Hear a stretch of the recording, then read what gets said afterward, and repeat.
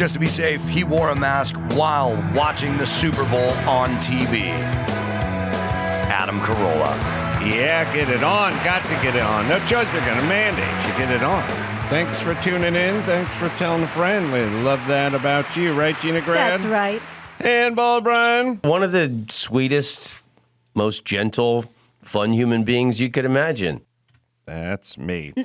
All right. Let's see. So as we tape this, everyone watched a big game yesterday.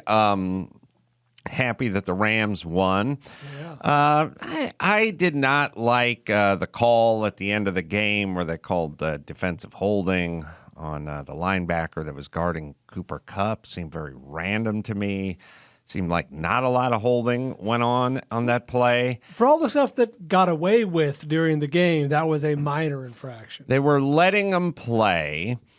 When the receiver gets to the linebacker, there's going to be a little bit of contact. Hands are going to be put on bodies, but holding is more they grab a piece and you see the jersey stretch out. Or they get turned or whatever it is. There wasn't any of that. And if you think about it, with 1:47 left, that would have made it 4th and 8 on the goal. Field opportunity. Yeah, although do you kick the field goal there? I don't think you have a choice. Well, no, you're down by 4. You're absolutely right. I thought they were down by 3. No, they would have to go for a 4th and 8, which would make a big play. And, converting an 8-yard down is difficult sometimes, but when you're in goal, you have the end zone. You can't stretch it out the way you may have stretched it out when you're in the middle of the field. So I don't know statistically what that play would be, but I considering you need a touchdown and the end zone is sort of out of bounds or behind the end zone, I don't know. I think you're in maybe the 25 to 35 percentile. I don't know if you're at 50-50 on that. Especially with a relatively immobile quarterback like Stafford. Like, he's not a statue back there like Phil Rivers was or Big Ben, but he's not the kind of guy that's going to, you can run a quarterback draw or roll him out or even hope he gets out of trouble. Stretch it out, improvise, have some tight end, have Kelsey in the back of the end zone waving his hand because the quarterback's running in circles. That as a Rams fan, if they don't get this penalty, I'm pretty nervous on a 4th and 8. They don't complete it, game's over. Ticky-tack kind of, I'm intellectually honest enough to say that even as a Rams fan, that is a very ticky-tack holding call. And it was Andy did a pretty good job of swatting the ball away, and it was a little bit behind him. If anything, he helped him by holding him a little bit. I don't know. In a game where you're letting everyone play, that's a tough call. And by the way, that call won it for the Rams because then it's 4th and 8, and that's the season. They could have made it, but who knows? That's the question I had when I was watching this with Andy. I turned the TV on at 3:11. The game started 3:30. I don't know who I am anymore. I know. But I was looking at that and I was thinking about you, and of course you're being intellectually honest about it. And I thought, is there anything in a true Rams fan that feels a little guilty when you see stuff like that? Well, it happens all throughout the season. It happens in every game. And, you can sleep a little better at night knowing that the Bengals wide receiver almost pulled the head off the Rams DB and then caught the ball and then scored a touchdown. So you can kind of go, well, that was offensive pass interference and face masking or whatever. And it went... almost snapped his neck. It went for a touchdown. So intellectually, you could go, well, you'd have to take that one back, and then the Rams wouldn't be down or possibly down a touchdown. I think they still made the play at the end. It's not it's a high percentage play when you have 1st and goal at the 2, but they did it. They made the play. But they were not calling. And I think everyone enjoys that, let them play. Stop the game every but then 5 at the very end, they got into that holding call, which was kind of ticky-tack.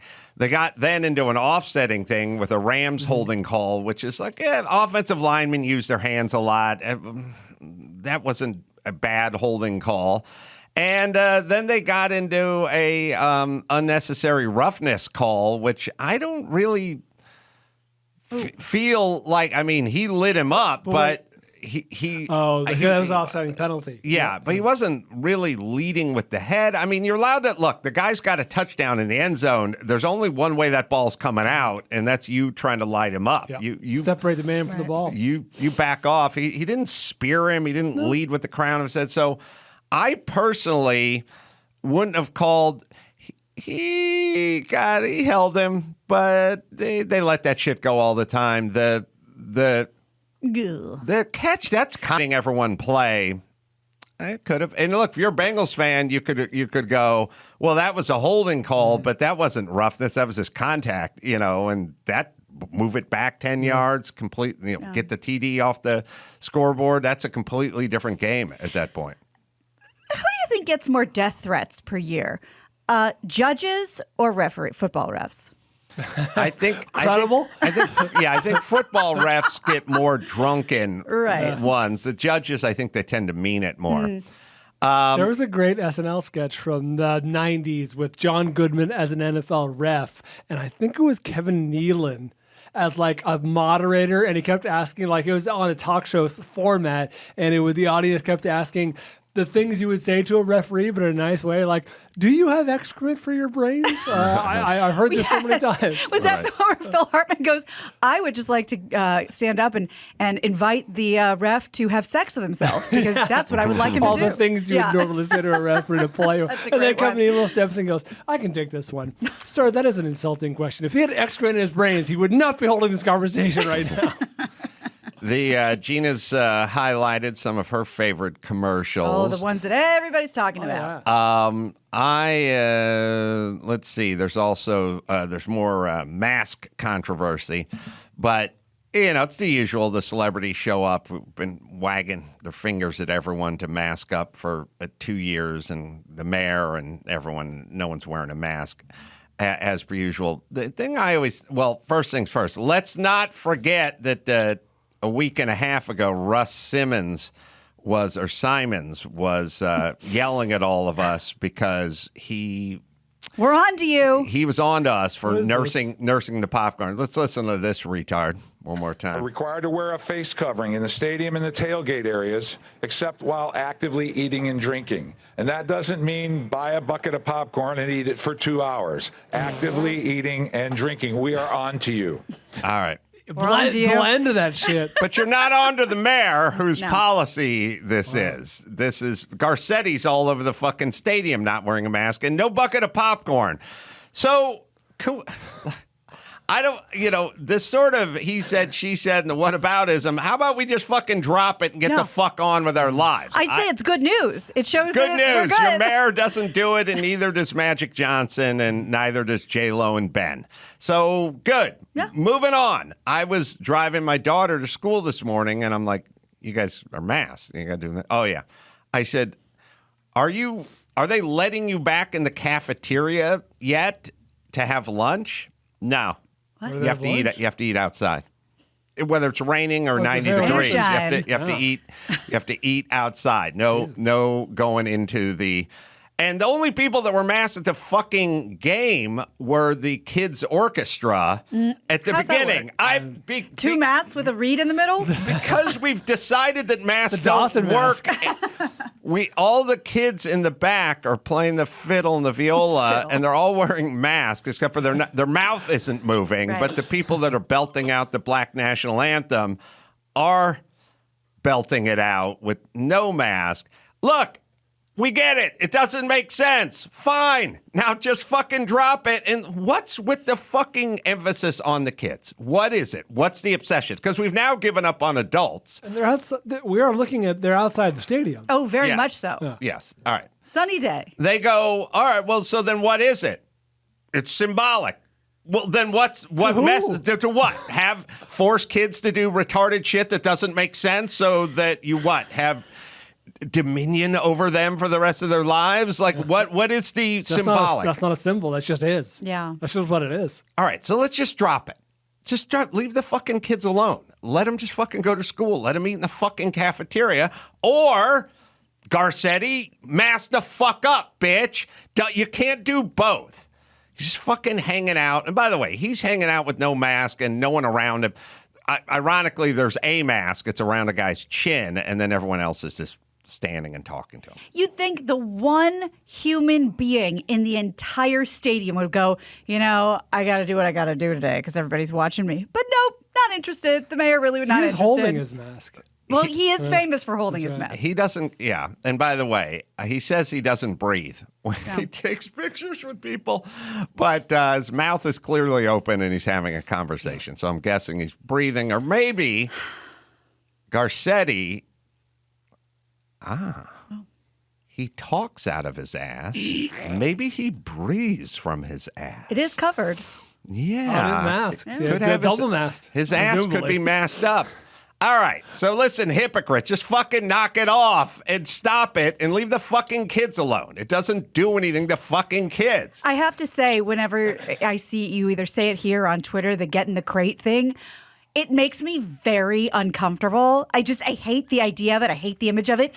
But God damn it, I get it. It's starting to look like crate training. I hate it, and I get it. There's only one place you really need, they really enforce the shit out of the masks, and it's at schools or with the children's orchestra. They need to do it outside too. the stadium. The one segment that is not essentially affected by COVID, you have tripled down on your rules for them. So I call that crate training. All right. We're also looking for ball pullers this weekend. If you're coming to the show and want to pull some balls, you can shoot us an email. Eastern Washington, that's Cooper Kupp territory. Oh, yeah. Questions, I think, is where you email us at adamcarolla.com. Yeah, questions at adamcarolla.com. There you go. All right. So Gina pulled some commercials. Oh, yeah. The ones that, there were tons, and I wrote them all down. Again, I watched the whole thing. I had a good time. Is this the first Super Bowl you watched, start to finish? No, if we got nothing else to do. But we really, we were out of town, and we're like, let's get home. It'll be fun. So the ones that I thought you guys either already enjoyed or, God forbid, you hadn't seen, those are the ones I pulled. Please tell me you saw Larry David for the FTX crypto. So that was an excellent commercial. There is a wave of, and I think we talked about this the other day, but these crypto companies none of us have ever heard of, none of us understand, having so much money, they'll throw it at anyone and go, oh, this will put us on the map. Again, I don't know what it's for, but it was a really fun commercial. This is Larry David throughout the history of time making bad decisions up until today. Yeah, this is a great spot. Probably the best of the week, right? I call it the wheel. I don't think so. The Pharaoh. This is a miss. He's a monk. It's a fork. I got 10 forks right here, baby! A toilet? We're not animals. We go outside like humans. Hancock. No king! The people shall have the right to vote. Even the stupid ones? Terrible. Edison, can I be honest with you? It stinks. Nobody's going to the moon, ever! Why not? It's far! It's too far! It's far! の未来はトータブルミュージックです。The Walkman. 出ていけ！語りがいいでもやるぞ！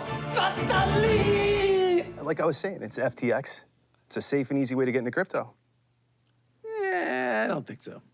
And I'm never wrong about this stuff. Never. Don't be like Larry, it says. Yeah, it's a great spot, Very right? cute I commercial. also point out that Larry performed the shit out of that. Oh, yeah. I've always thought of him as just Larry David. He does Larry David. That's his thing. He was very funny in a few different roles. Yeah, it was great. Yeah. I probably could have left out Edison because if you were... You can see the application immediately. If you were going by Yes. candlelight or using lanterns that were burning whale oil for the last 250 years and then this thing happened, you didn't kind of even have know to it. go. You wouldn't go, no one's Give going it to him. Yeah. If there's an email version, you know what I mean? It's like, I could just send a letter.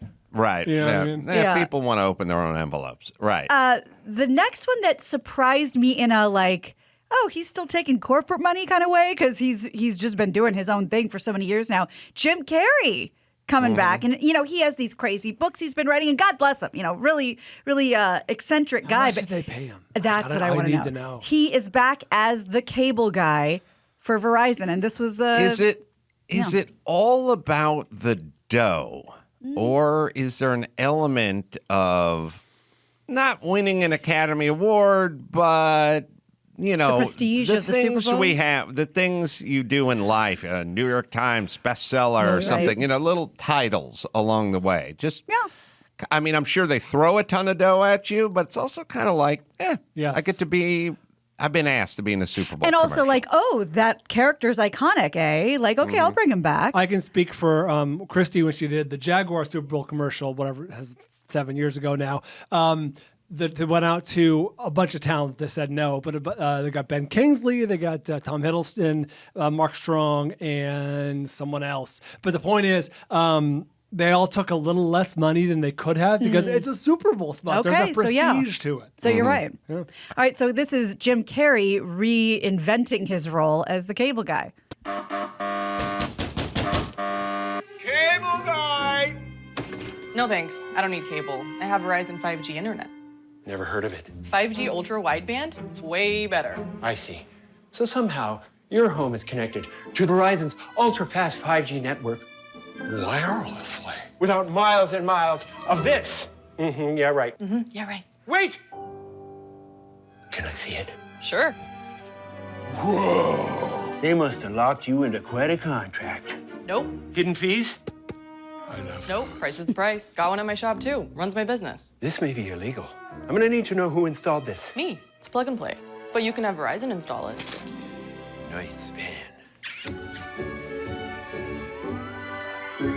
Reception's good. But I'll come back tomorrow and double check. No, I don't think we'll need you to come. It's funny. It's fun to see him. Much like the movie itself, weird and irreverent. And you're not quite sure what to make of Bring it. it back.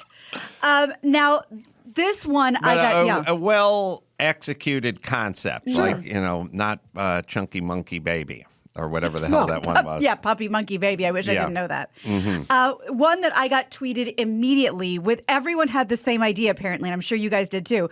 I bet you missed this. Everybody said. So everybody was onto it. A very bizarre, kind of hard to watch Uber Eats ad, but there's one reason. Oh, they're eating the diaper and the paper towels, you know, because With the healthy disclaimer on the bottom. Of course it This did. is prop food, do not eat. Of course it was. So it starts with Jennifer Coolidge, and we'll watch the first 30 seconds and you'll see where we stop.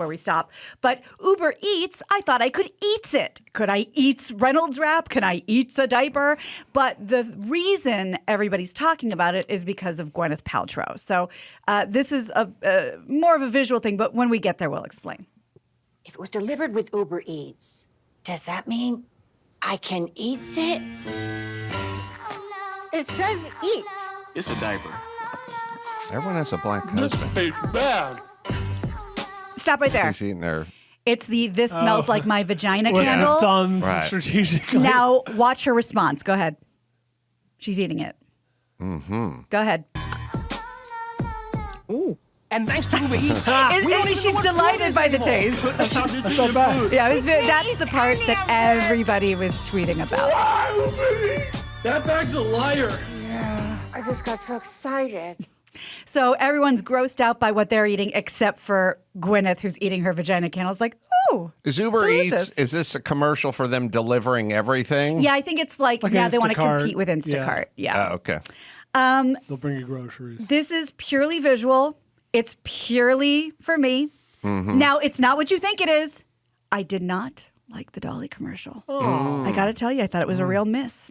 It was, fine. you know, it's because, God, I love her so much. She's so, I think it's two things. She did T-Mobile. It was like the ASPCA, Sarah McLachlan, like the sad phone for pennies a day. You can rescue your phone. Okay, I get it. Great. We're not even showing it. But like, she's so sincere as a person and her face doesn't move that much anymore that I thought the joke was kind of lost. So skipped it. However, teared up. Oh, no. No. You know where this is going. Fuck you. This wasn't good. Shut up. Teared up at the Silverado commercial with The the Sopranos entire. Now we won't watch the whole thing because again, it's all visual. But I'll The electric Silverado. This is the electric Silverado. It's the pretty much shot for shot beginning of The Sopranos, but instead of Tony driving, it's Meadow. It's Jamie Lynn Sigler. She pulls in at the end. Parallel parks well this time, or at least parks well, and then. hugs Robert Eiler, a.k.a. AJ, her brother. We're just going to watch like 20 seconds of it. Silverado looks good. It's a very sexy car. It's kind of weird that the trucks, the electric trucks, have gotten better looking than the old truck, whereas the electric cars aren't quite as good looking as the non-electric cars. They're making a move, but it's interesting that the trucks actually look cooler than the gas-powered version we're used to from a couple of years ago. And we're not there yet with the Prius. It's like some of the stuff is moving. You know, Audi's got some cool stuff, and Mercedes and stuff like that. But I mean, on the lower end, not quite aesthetically there, although just kind of getting there now. But the electric trucks look good. Yeah. That was a great-looking car and a great-looking commercial. I mean, even if you're not a super fan of The Sopranos, wasn't it kind of fun to see that? Yeah. Great song, great concept. I like, the reason I like commercials, Super Bowl commercials, but just commercials in general, though most of them fall flat and are super disappointing. But I like this notion of somebody goes, what do we got? We got a truck, or we got this cableless box, or we got Uber Eats delivering diapers. All right, now what? Yeah. What is? It's the ultimate. I've always said the best art to me is a great logo. Mm-hmm. When you just see a logo and you go, man, that works. And if it's really good, you don't even know why it works. Right.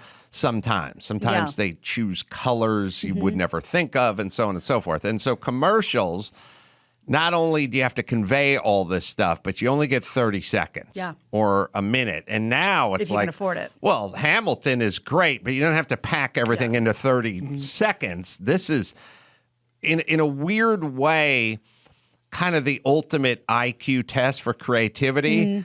Who do you get? What's the theme? Can you pull it off? We got Larry David. Here's what it is. Are you saying it's the Super Bowl of advertising? It's the Super Bowl of advertising. Is it a commercial on steroids? And when they hit it out of the park, it is as effective as a great pop song. Oh, yeah. And when they screw the pooch, it's devastating. Yeah. So you just described perfect strategy, right? For commercials, like the Larry David commercial works because we know who Larry is and what he's all about. It fits his character. The underlying theme that keeps going back of don't miss out, don't make the wrong decision. It all kind of feeds into this, and it's funny. On its face, it's funny. So that surprises me to hear you say that about the Sopranos commercial, which I love the show. Don't get me wrong.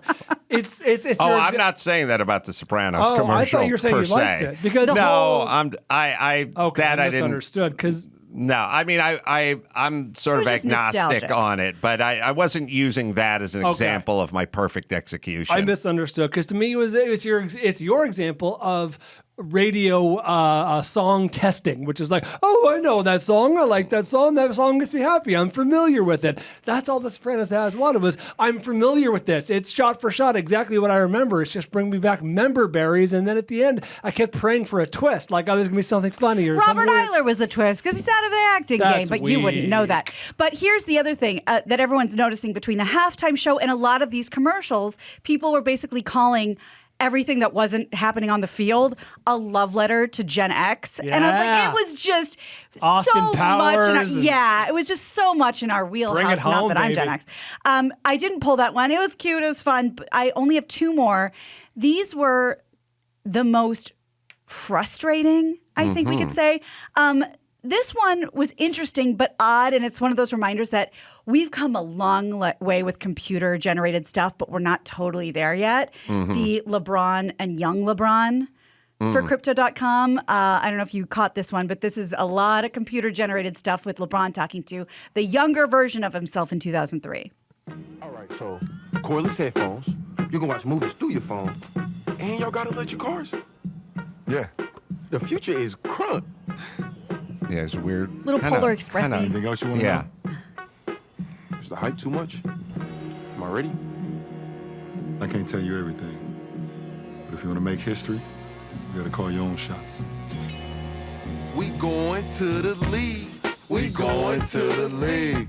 We going to the league. Cute, but a little hard on the eye. Yeah, a little weird. I don't think we're quite there yet. Yeah, and finally, we have this year's fucking oat milk award or whatever that horrible one was from last year. I think we all know where this is going. And yes, I tested it, and they did want you to try it. I had to look back. It was for Coinbase. I hated it. The QR code? I hated everything about it. It was that stupid talk about Gen X. This stupid bouncy thing that used to be the screensaver on all the, Windows stuff when your screen would go to sleep. And all you're doing is waiting for it to connect to the corner. And they did this. What was this, a 60-second ad? Yeah. Watching it change colors. I did check the QR code. It is real. And you just have to watch this stupid fucking square bounce around your TV for 60 seconds until it finally hits the corner and then tells you what the commercial is for. I guess it did its job. It was supposed to make us all feel like we needed to be committed. It's horrible. How many people thought their TV was taking a shit? Probably a lot of my parents' friends. Yeah, a lot of older generation. Yeah. I think most people know, younger people know the QR code. And I tested. I'm like, is this what they want us to do for 60 seconds? Yeah, that's a long time to watch a Pong game. So this gets the Oatly Award or the Oat Milk Award. That was the whole commercial. Yeah. The worst. Yeah. But overall, I would say that was my favorite part of the game. And I hope you guys enjoyed it too. Yeah, it was, happy the Rams won. Sort of got brought down to earth driving home with Sonny when... driving home from where? From here? Yeah. Okay. Well, not from here. I went to the other show. When Maneater came on the radio. All right. And then I had to explain to him this is a horrible, horrible pop song. And then, of course, kids got to look everything up now. I think it's Maneater is the number 2 most popular Hall & Oates song on Spotify or whatever those things is. Wow. Yeah. But then you go, and I go, give me the top 5 because Hall & Oates has some good songs and then has some painfully bad songs. Maneater's number 2. I think he said Sarah Smiles number 5. Oh, I was going to say, I think I know what number 1 is probably. What the fuck? Why? Now, Sarah Smiles is a beautiful song, but Maneater's well above it, and I don't want to live in that fucking world. What's wrong with everybody? Maneater is in between my 2 favorite Hall & Oates songs. You got Rich Girl, shouldn't be above Rich Girl. No, number 1 is You Making My Dreams Come True. Yeah, it's a nice poppy song. And the third one is Rich Girl. Jingle Bell Rock number 4. I didn't see that coming. I did not see that one coming I thought either. number 1 would be Private Eyes. Just because people know it. I This is on don't. my list. You got a lot of I like that song. I like them all better than Maneater. Wow. All right. Well, we'll do. We got Sports Ball with Bryan coming as well. First, I'll tell you about BetterHelp. This podcast is sponsored by BetterHelp Online Therapy. BetterHelp wants to tackle the stigmas around mental health. Therapy doesn't mean something's wrong with you. It just means you want to get in a better place for life. We take our bodies and we exercise them. You go to the doctor, you eat well. Now let's focus a little on the mind. It's important. BetterHelp, customized online therapy offering video, phone, and even live chat sessions with your therapist. So you don't have to see anyone on camera if you don't want to, and you certainly don't have to hang around in the waiting room. Much more affordable than in-person therapy, and you can be matched with a therapist in under 48 hours. It is BetterHelp, right, Dawson? See why over 2 million people have used BetterHelp Online Therapy. And Adam Carolla Show listeners get 10% off their first month at BetterHelp.com/Carolla. That's BetterHelp.com/Carolla. All right. Many more thoughts and sports ball right after this.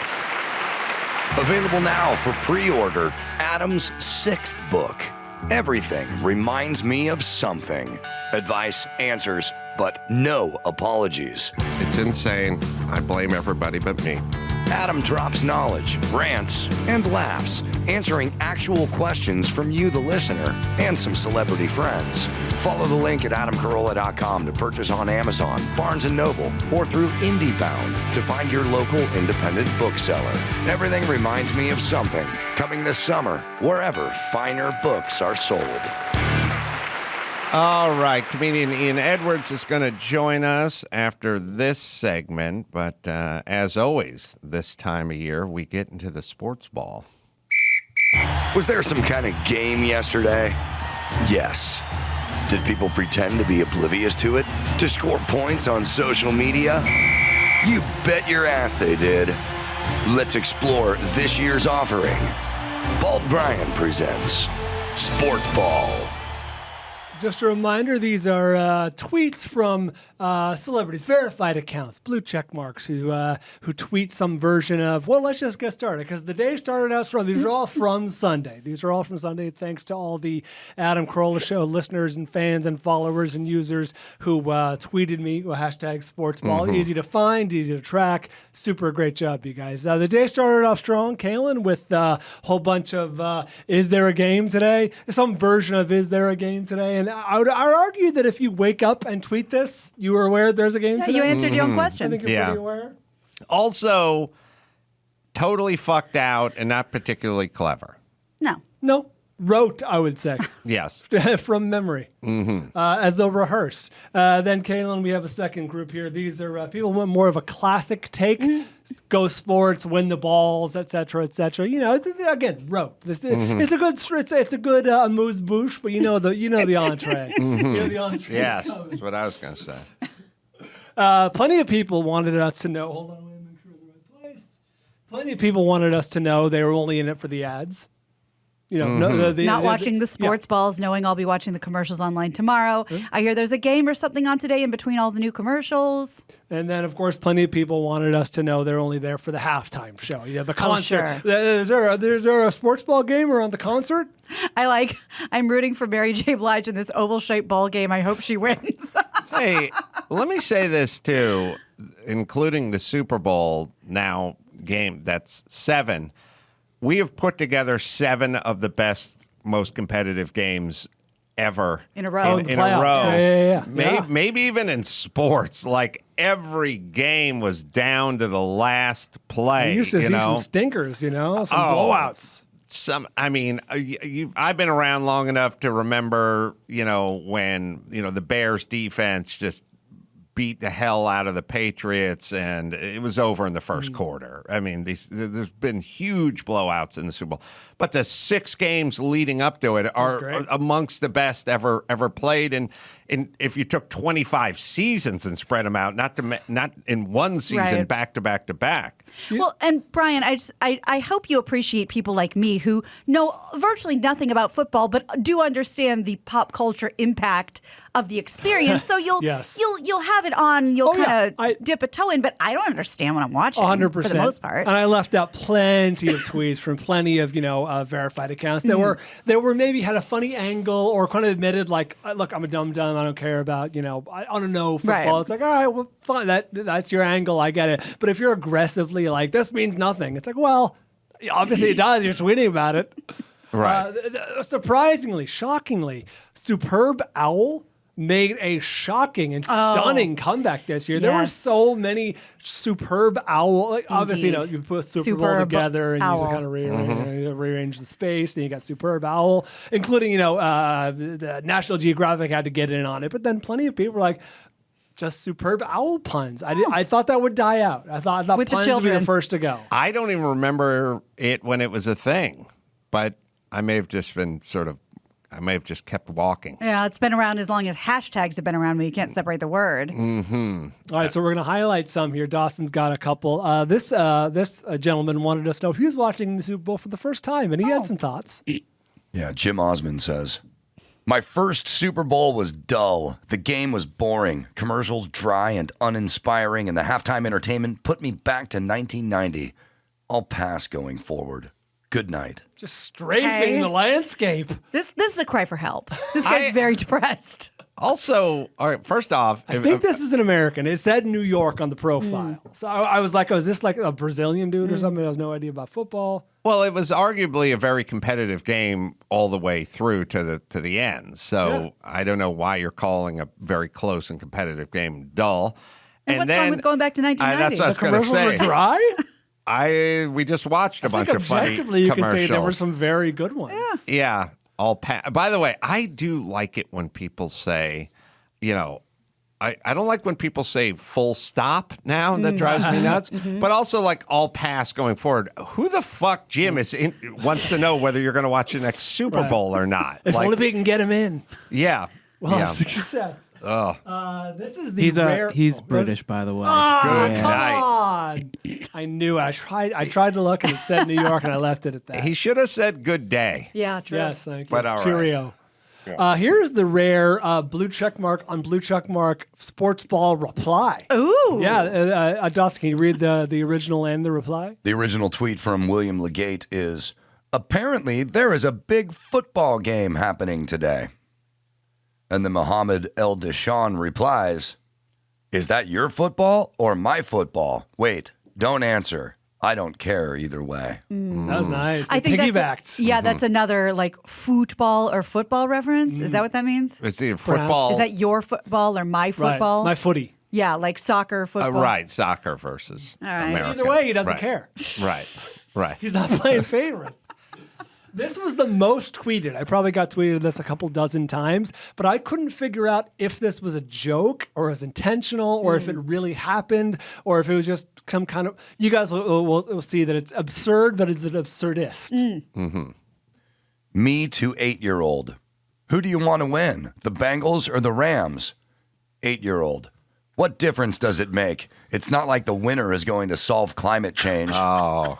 Super Bowl weekend in the Shiber-Sullivan household got heavy real quick. That was good, but this guy's a writer for the New York Times. I wonder if there's a little bit of like a little too clever by half. Interesting. And Brian, this is another subcategory that Andy and I enjoy very much, which is pretending your child said something really profound when they clearly 100% didn't, which is a tweet category that Andy and I enjoy. Well, Sonny loved Maneater. I guess I should be transparent here.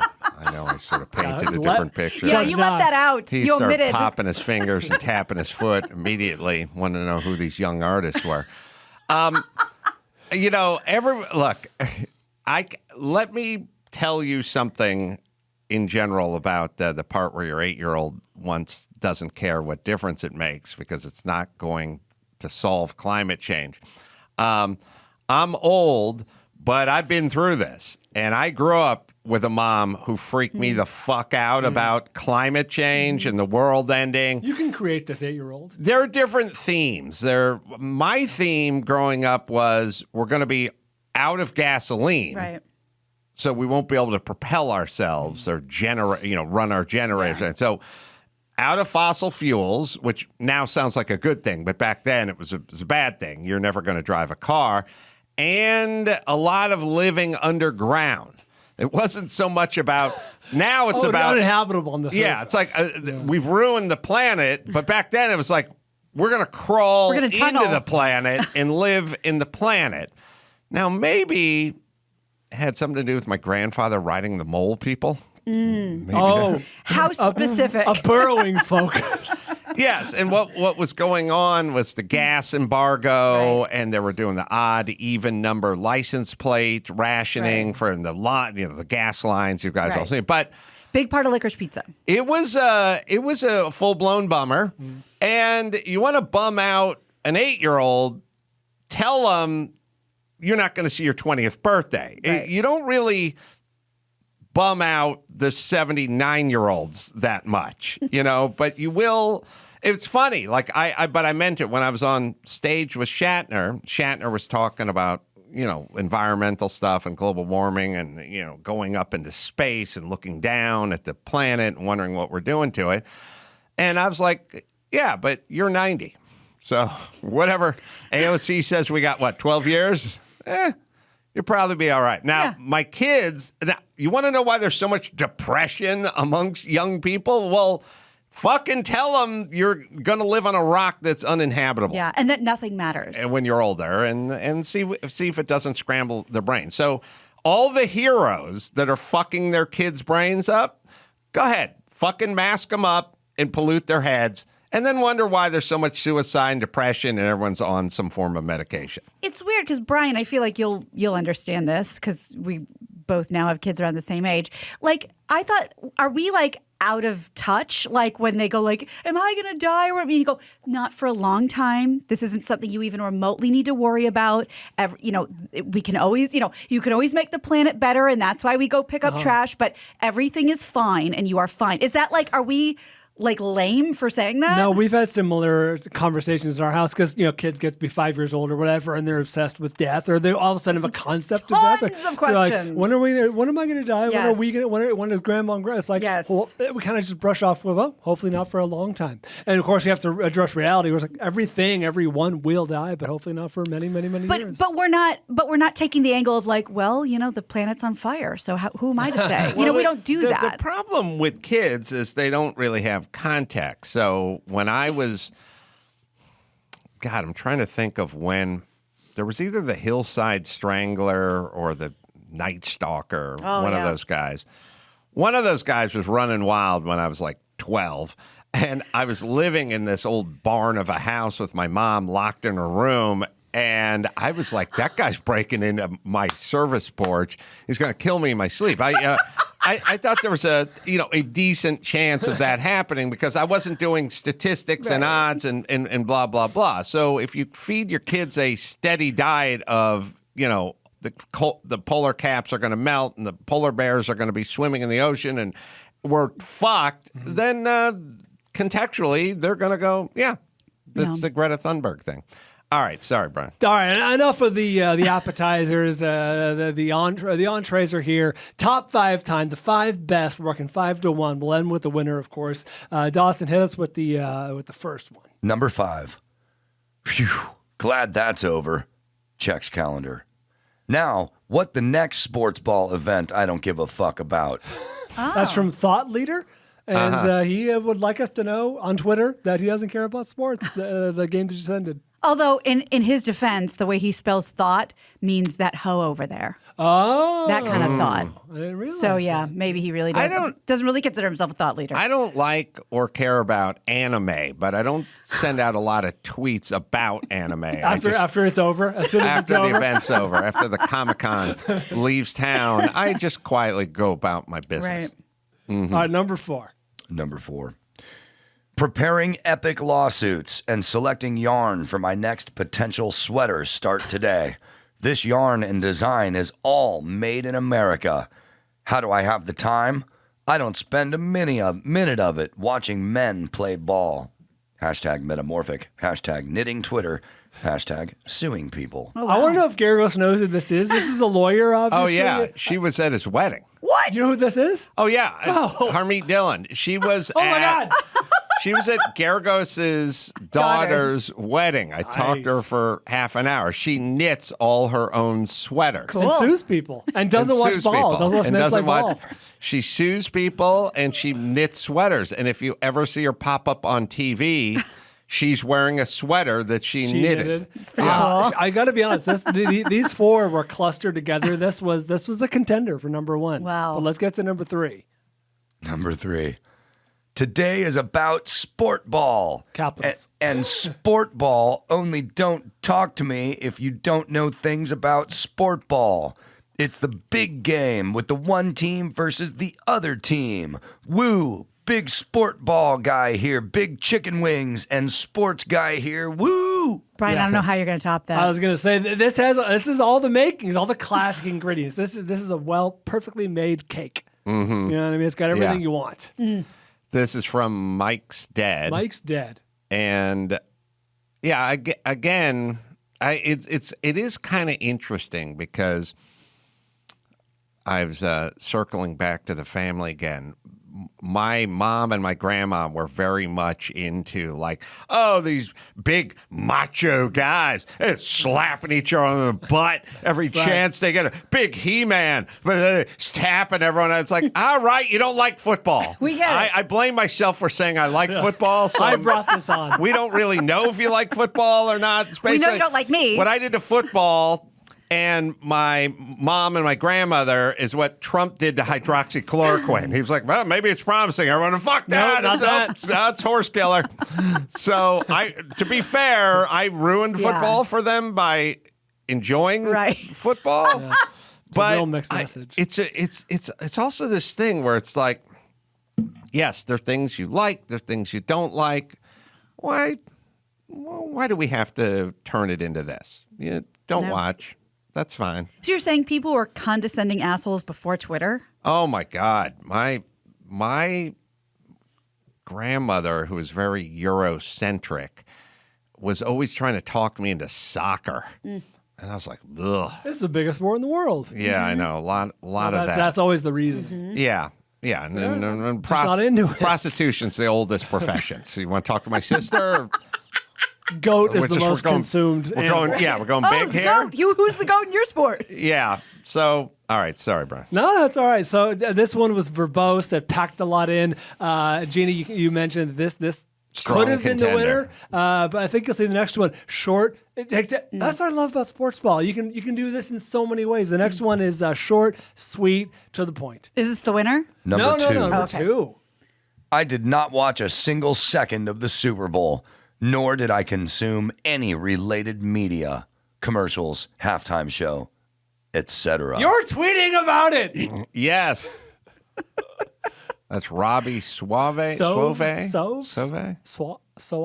Rico Suave. Yeah. Yeah, you're tweeting about it, so you're talking about it. So you're participating. You're part of the URV. Yes. Number one, though, and Gina, I think you will actually enjoy this. Okay. This was such a unique take. Sometimes the winner is just a classic take. Sometimes it's an original take. This was, I didn't see this coming. And the implications, well, Dawson, just go ahead and read it. The number one sports ball tweet.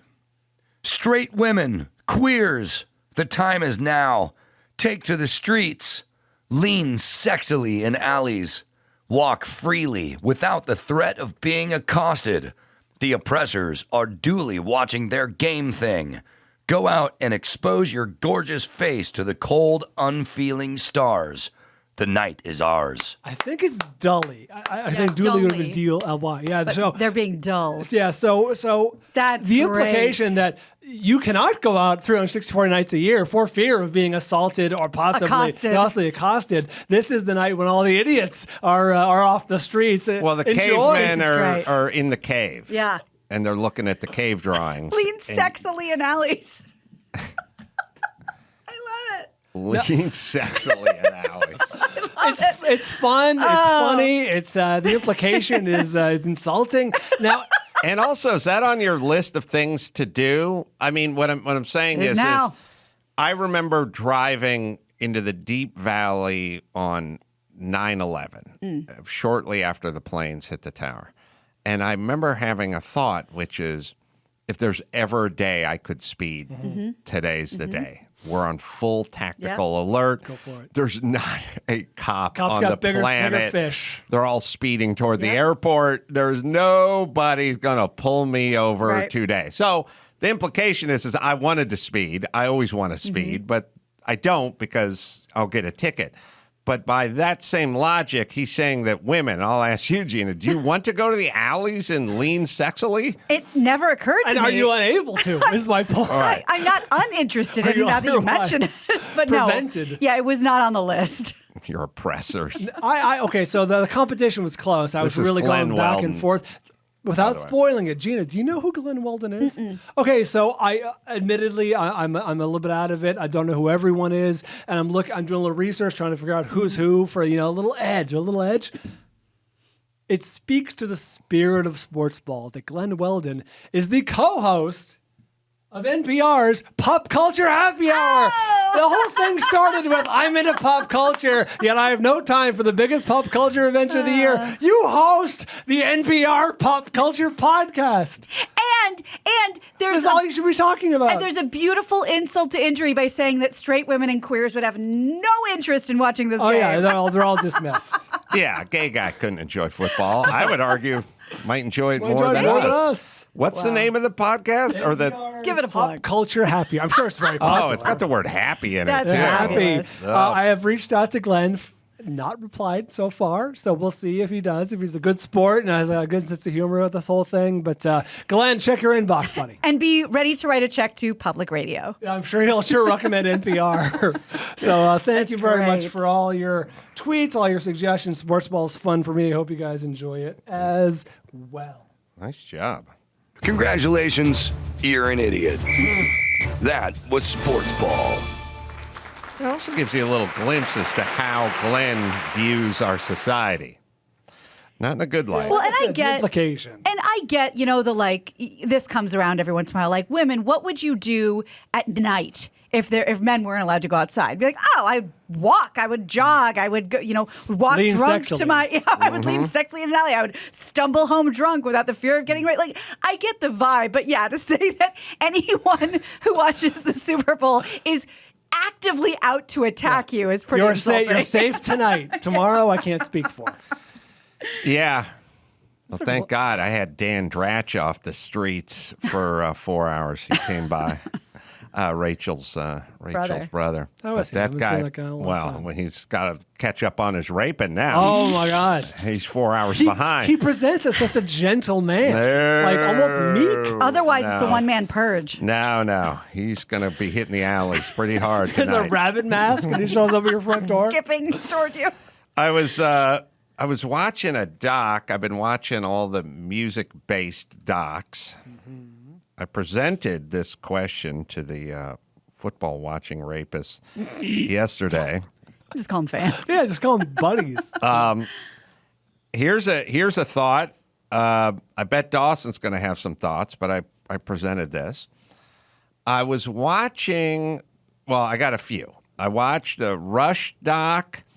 And Rush the band, and I also watch a Sam Cooke doc. Nice. The Sam Cooke doc is interesting, and it has a lot of shades of today, which is we've talked about Sam Cooke. Sam Cooke had a great voice, very prolific. He had some hits. Comes from gospel, crossed over. Started his own, young black guy getting ripped off by the label, blah, blah, blah. Started his own sort of publishing company.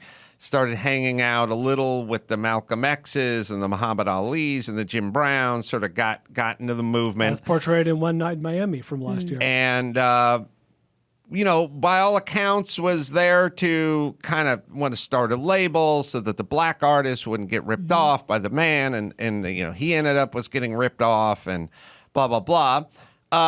He liked to drink and he liked the ladies as well. Can't judge. And so what happened was it's a pop star in the 60s. He's at a nightclub, like when you used to have music dining and music clubs or whatever with a white couple who's his producer or engineer, whatever, and then that guy's wife. And the story goes that he has some drinks and some dinner with this couple. He's got a big wad of money in his pocket, like $5,000 worth of cash. And he's kind of waving it around in the club.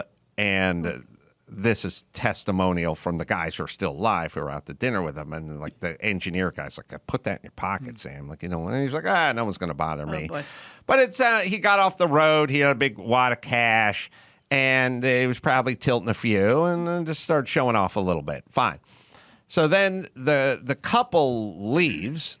And they're a couple, so I don't know, it's 11 at night. They're going home, and Sam's like, well, fuck it, I'm going to the bar.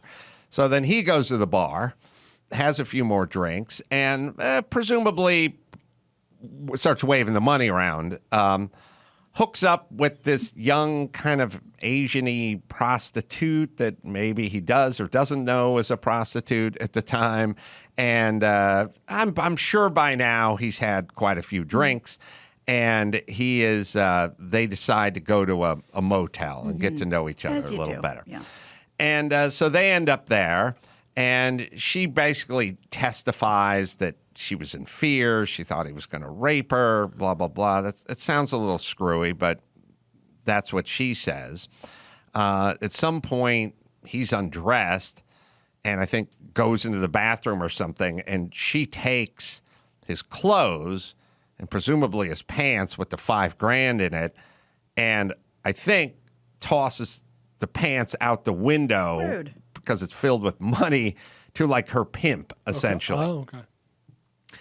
The woman who runs the motel is a middle-aged a slightly older, middle-aged black woman who then testifies that Sam Cooke comes running out, like, I guess, where's my cash or where's my clothes?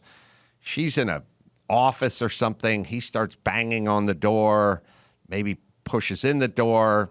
She testifies that he grabs her and they struggle, and then she gets a gun, and then she shoots him 3 times, and she kills him. And it all seemed like, kind of like the chick who ran the seedy motel where all the prostitutes went. She was kind of cahootsing, Mama San over there. Yeah. She was pimping, it seemed like. I don't know what. And that they might find drunk guys with a lot of money in their pocket and lure them over and then get the cash. And then she'd pretend like, I don't know anything. Right. But I think Sam Cooke thought she did. And she just got her. And also was like pretty quick to get that pistol and shoot Sam Cooke. And then she killed Sam Cooke. And then they had a big trial, and they didn't really convict anyone. And there's film of it. It's kind of interesting, and it's weird. It's like weird. Security camera? No, film trial. of the trial. Oh, the trial. Sorry, film of the trial. Like there's film. Like the chick's just like sitting there going, the one who shot him's like, and how did you know you shot him? And she's like, he said you shot me. So okay, so she seemed sort of unfazed by it anyway. And then they go back to all the people they were talking to. And the people that were talking to were like some old timers and some sort of people that were active in the civil rights stuff. And, they're like, black man tries to start a label, get a little power, give something back. No one's going to sit around and watch that happen. And I'm like, well, sometimes you're just with a prostitute, you're drunk, and somewhere in the middle, you just get shot. What you're saying may be right, but one has very little to do And they're all like, yeah, then we're going to let this go on. Meeting with Malcolm X, starting your own business. Like, all right, now, but please, everyone, not everything is Whitey holding the black man down. Sometimes you go into a motel, right, and sometimes you get drunk, and sometimes you get shot. Yeah, and on the other side of that coin, it's not always some random, Asian sex worker saying, I was scared for my life. And then all of a sudden, case closed? Yeah, the story, I mean, the part you can find fault with is it was in this seedy, crappy part of L.A., and the cops were sort of like, another black guy shot. Like, who's Sam Cooke? Like that. Was he not a huge star? He was a huge star, but... Well, I guess he would have to be because that was the end of his life. But...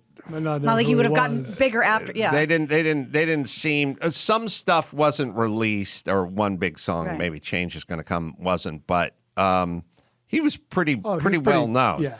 Wow. And but it was just funny. They kept interviewing everyone, and they were just like shaking their head, like, see what happens. And it's like, I don't know if that's this though. Yeah. I feel like not A to B. I can't remember, Chris. You can find the name of the two, but the prostitute and the manager. The manager's name is Bertha Franklin. Bertha. I'm sorry. And by the way, like you forget, up there on the stand with the weird thing over the head. The schmata? Yeah, like when women used to tie that thing kerchief, on inside the courtroom, and also wearing those weird cat. Ooh, the horn rim glasses? No, well, not the horn rim, only the cat type. The horn cat rim eye. with smoked lenses. Oh, wow. That's allowed? That look? That's a look. That's a choice. Chris I'd like to see that. Chris will find it, but anyway. I just don't want to go too far from this. I wasn't aware we could shorten prostitute to toot. Oh, did I do that? Yeah. Oh. Is that something that... I didn't hear that. I missed No. The toot that we... I love it. I like it. I'll go give with me it. a couple of toots. Go nuts. Yeah, I don't know if this was some conspiracy by either the mob or J. Edgar Hoover or the Klan or something. I just don't know. They went to great lengths. I don't know how you get him to have dinner, Right. get drinks, go to the bar, Right. and the A lot of things have to line prostitute. There is a conspiracy between the prostitute and the motel owner. Yes. Interesting. I don't think they were ever found guilty of anything, but Chris can look around for that. So here's something that Dawson's going to have thoughts on. I was watching Rush, the band doc, as well. They were a really good band. Everyone knows that. And they're all very great, very good, very strong musicians. A lot of good musicianship in there. But they were Canadian, was like a little bit weird, and then Getty leaves like a little bit weird. It was like weird, long sort of Rhoda hair, and then that later was the bespectacled but sort of weird glasses. Did they get into why they call him Getty? No. Oh. I can't remember. Oh, Yeah, his name is, I was going to say, this is very from my classic rock DJ days, but Dawson, go ahead. His mother was either a Russian or Jewish, Eastern European, and his name was Gary. Getty. Getty. Oh, Getty. So they all call him Getty. Well, anyway, very accomplished band with very strong live, and for a trio, put out a lot of sound. But we're kind of the butt of some jokes, didn't really fully get their due and that kind of stuff. And then I said, I think because Geddy Lee just kind of looked like a weirdo and he had that high voice and everything. But I said, the Police were a trio. And they had Sting as the lead guy, who is arguably the coolest of the cool. Sexy. And they're English. And his name is Sting. And then I like some Police songs, but Rush is a more sonically accomplished to me. Sting is good pop. The Police sort of reggae beat, kind of basic shit. Sting often ran out of lyrics. That's why so many Police songs end with do-do-do-do. Yeah, exactly. He just makes up words. I put it to the crowd, is Rush a better band but takes a back seat because of Canada versus the Beatles are from England, and because the coolest guy in the world named Sting versus the Getty guy with the weird hair and the big schnoz. Oh, yeah. The Police had the look, the vibe. Right. Which is weird because I thought people regard Neil Peart, however you say it, as like the best drummer that's ever lived, and it's still not enough to make them cooler. Right. Yeah. Anyway, both interesting docs, Sam Cooke and very different Which artists. Rush doc did you see? Beyond the Lighted Stage? There's like 7 or 8 different Rush documentaries. Well, whatever the one that pops up first on Netflix. I'll make it easy. Bertha received numerous death threats, quit the motel. Motel game. Yep. Sued Cook's estate for physical injuries and mental anguish. Oh, After she killed him? Yeah, sought $200K. And the other girl provided testimony, who was named Lisa Boyer. Jury ruled in favor of Franklin on both. Wow. So did she get the money? Oh, she was awarded $30,000. Yeah. Just to make this go away. $1968, or whatever it was. Yeah, and then I think sadly, Sam Cooke's wife sold everything for $50K, like all the publishing and all the everything. So when you talk to your kids about death, make sure to include the part where we all get fucked before we die. Okay, can do. You will die. Yeah, but at some point before it'll get much that, worse. you're gonna get raped dry. Jesus. All Leave that talk for Uncle Adam. Ian Edwards, comedian, is with us. We'll take a quick break. We'll be back right after this. It's time to check Adam's voicemail. Hey, Adam. Nick, 39, Kansas City. What's up, Gina? My 3-year-old nephew got sent to a speech therapist to see if he needed speech therapy. And at the end of their hour session, they told his mother, "We don't know if he needs speech therapy because he was wearing a mask during the entire session." They refused to let him take it off so they could see his mouth move. Get it on. You can leave us a message at 888-634-1744. Get him in the crate. That's going to be my new get her done. Get her in the crate. I'll tell a joke and I'll pause on get him in the crate. Get her in the crate. Ian Edwards has joined us. The podcast, Soccer Comic Rant, and the website, IanEdwardsComedian.com is where you go. Good to see you again, Ian. Good to see you again, man. Your skin is looking good. I don't know what you're doing. I don't know what your regimen is. You know, being Italian. It is. I get why everyone wants to get tan. I mean, you got a head start on us, Ian. Yeah, but But what I'm saying is all you have to do is get a little bit tan. I haven't done it, but you can get a little bit tan, and people walk up to you and go, "You lost weight? Yep. Or did you did you get blown this morning? Like literally, Did you get taller? Yeah, like or richer. Like you just get a Richer, little bit yeah. tan, and everyone's the compliments come flying. That's why I always say if you can't tone it, tan it. And now it's all spray on. Are there tanning booths, salons that aren't spray on anymore? Are people going to tanning beds? They still exist. They do. Yeah, but instead of the bed kind, you stand in it like in a tube. Not super good for you. On the same weekend where Dawson loudly proclaimed he would eat the ling ling, he also, before jumping into Lake Tahoe off a pier, he yelled, "Fat looks better tan!" And his shirt goes off. It does. Mm-hmm. Yeah. Yeah, I used to date a girl that smelled orange. Oh, really? From putting the on spray tan. that Well, much? it's not that bad. Yeah. Yeah, it is true. I just watched a UFC heavyweight fight. It was a good fight, but both heavyweights were equally fat, essentially. Sure. The black guy looked a lot better in his trunks than the other guy who was like Australian something. He had a little pale. He had a little in his skin, a little bit, but couldn't compete. You know, black is slimming. It makes Yes. why people wear black. Yeah, you guys Amen. wear it every day. Yeah, although the guy who was sloppier and looked worse with a shirt off did knock the dude out with an elbow. He had to overcompensate. My. Is it just me? But I always root for the guy who looks the worst with a shirt off. Yeah, it's a couple of thick kings up there. What's that tattoo on the side? Is that a tire? He's I think he's like a Samoan guy or something. Wow. But like an Australian Samoan? Yeah, like Maori. Yeah. So he's got that. Cool. So he won the one. Oh man, he threw a big elbow. Damn. And did the move that I like.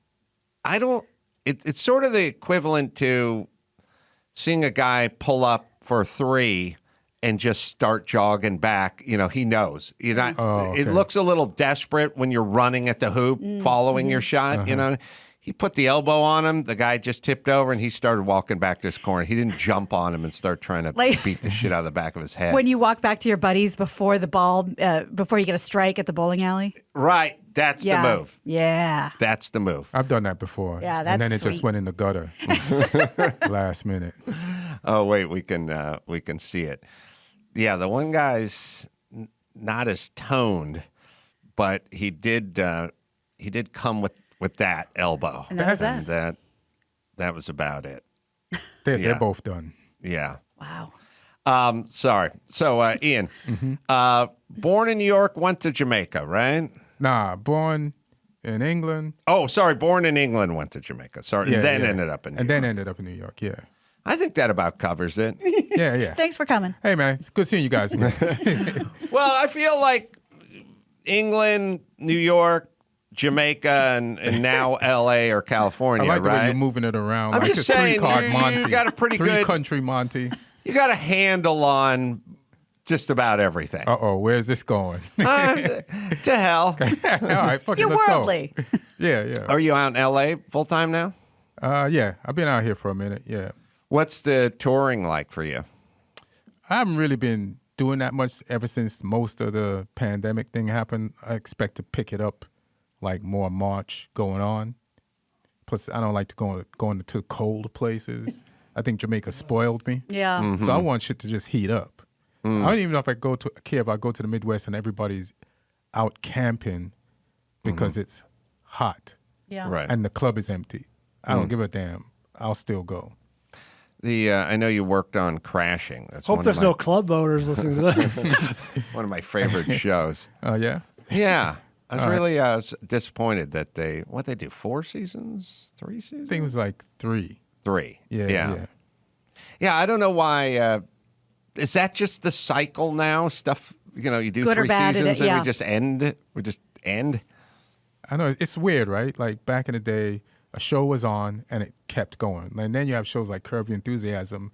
They'll take a 4-year break. Right. Like it's unheard of, and then come back like, hey, We welcome back with open arms. yeah, welcome back with open arms. Before you couldn't do that.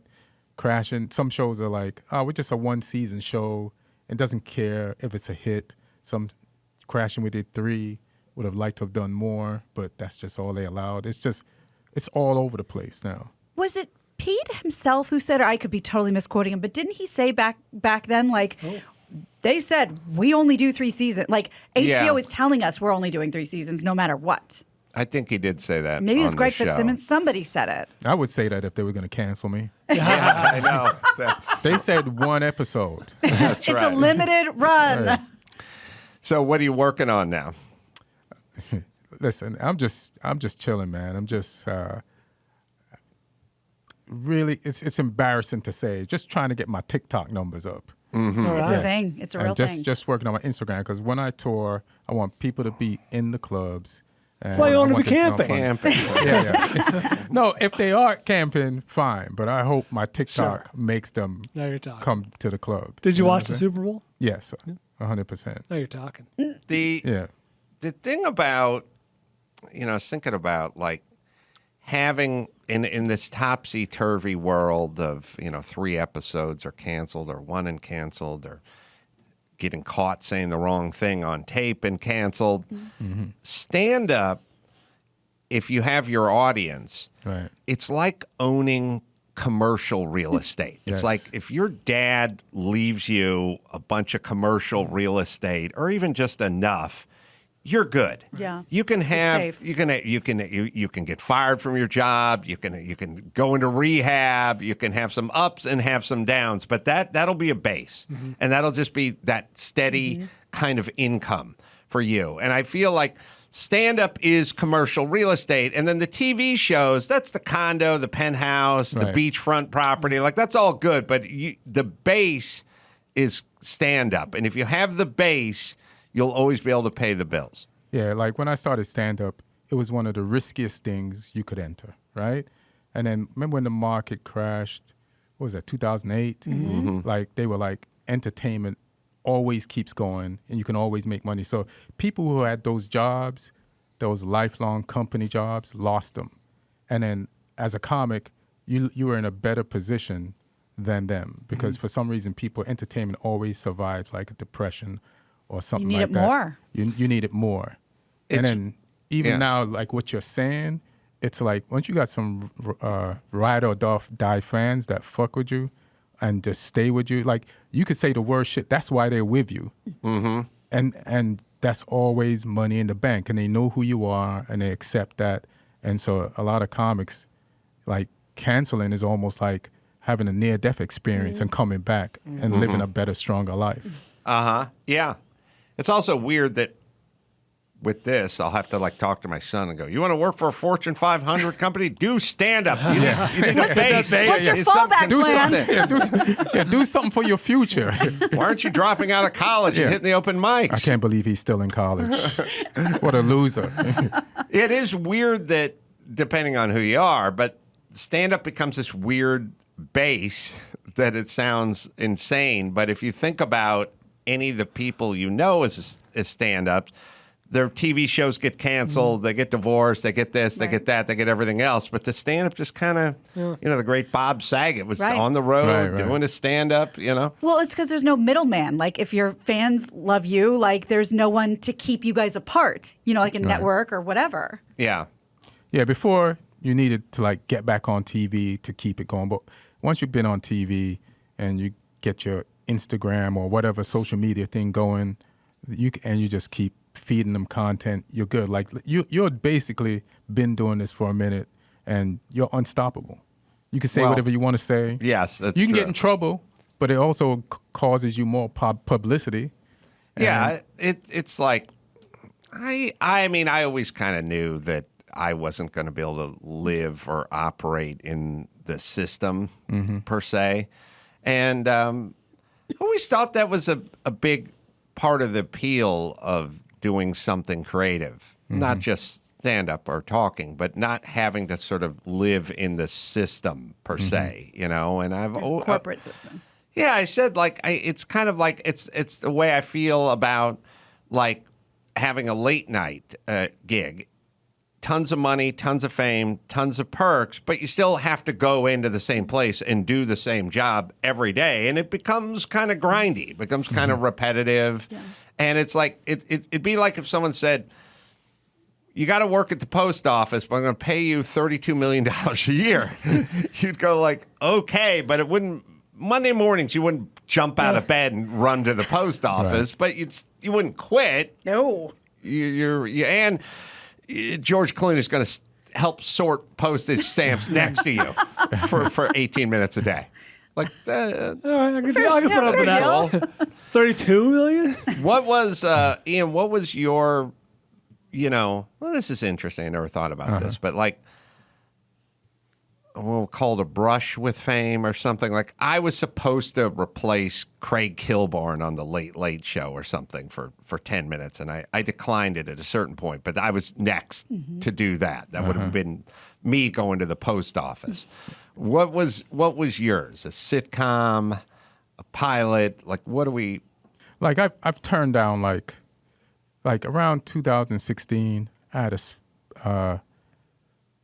let's see, I had like an album come out, a comedy album, and I wanted to go promote it.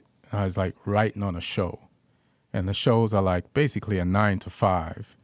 And I left the show to just do stand-up and make less money just to push the stand-up. Mm-hmm. You know what I mean? So and then it was a show, back then I was looking to get on a show, writing-wise, that would just keep going and be on the air multiple years, and you move up to like executive producer.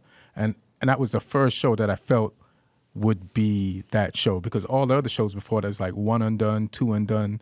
So then I quit this show. Also, I kind of knew they was going to get nominated for an Emmy, but it's like, just go do the stand-up.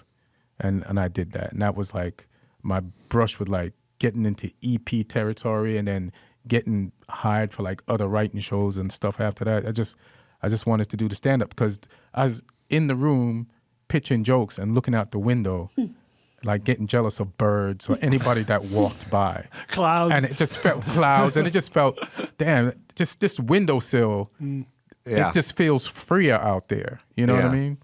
So yeah, when you're on the lot, if you're on the lot, a lot of guys ride bicycles on the lot. It's annoying because it goes like, it looks like the guy has a basket, it's got food in there, and it's going by, and you go, I wish I was on that bike with him.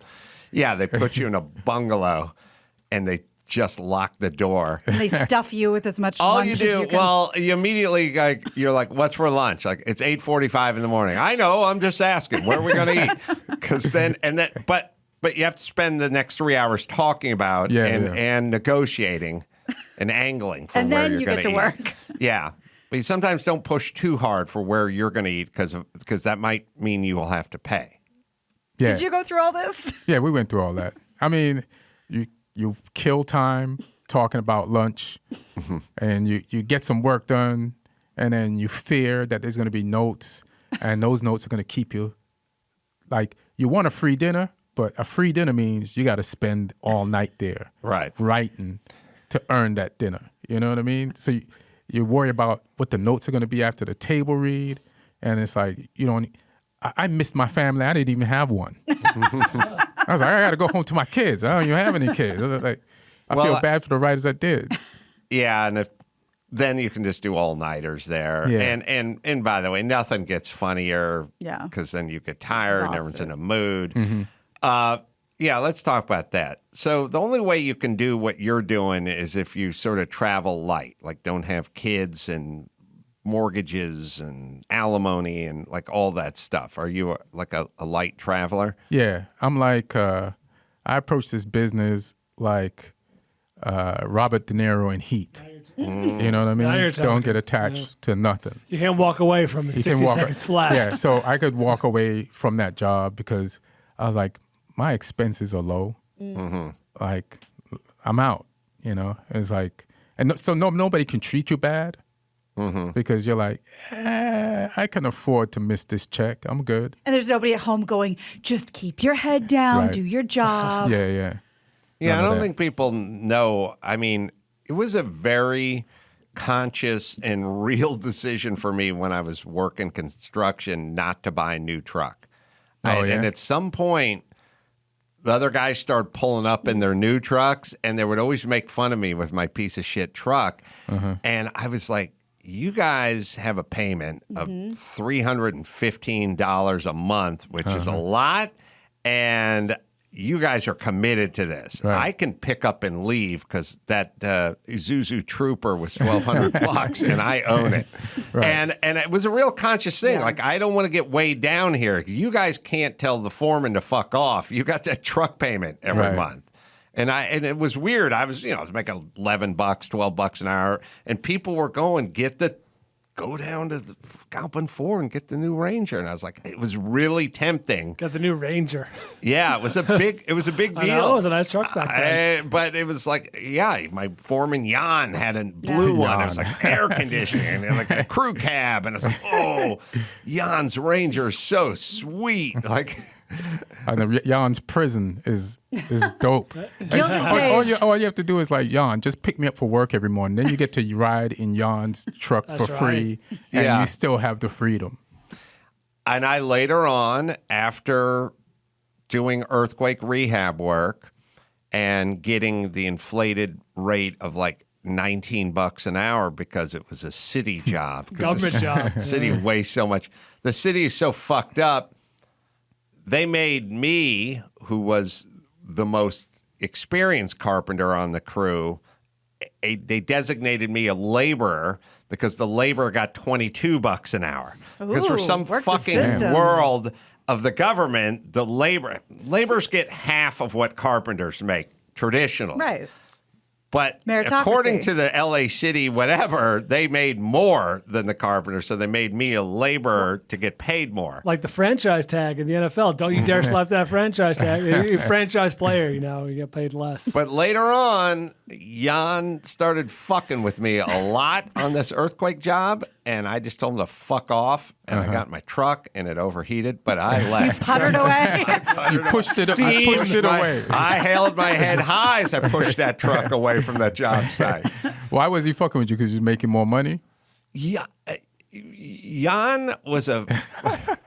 I love how you remember his name. Let's talk about Jan. Jan was a big blonde dude, and he was like a Swedish dude. I think you could find him, Chris. I think his name was Jan Zetterberg or something. I went to his wedding. Oh, shit. Jan. He and I were great. Uninspired name. He and I were great friends.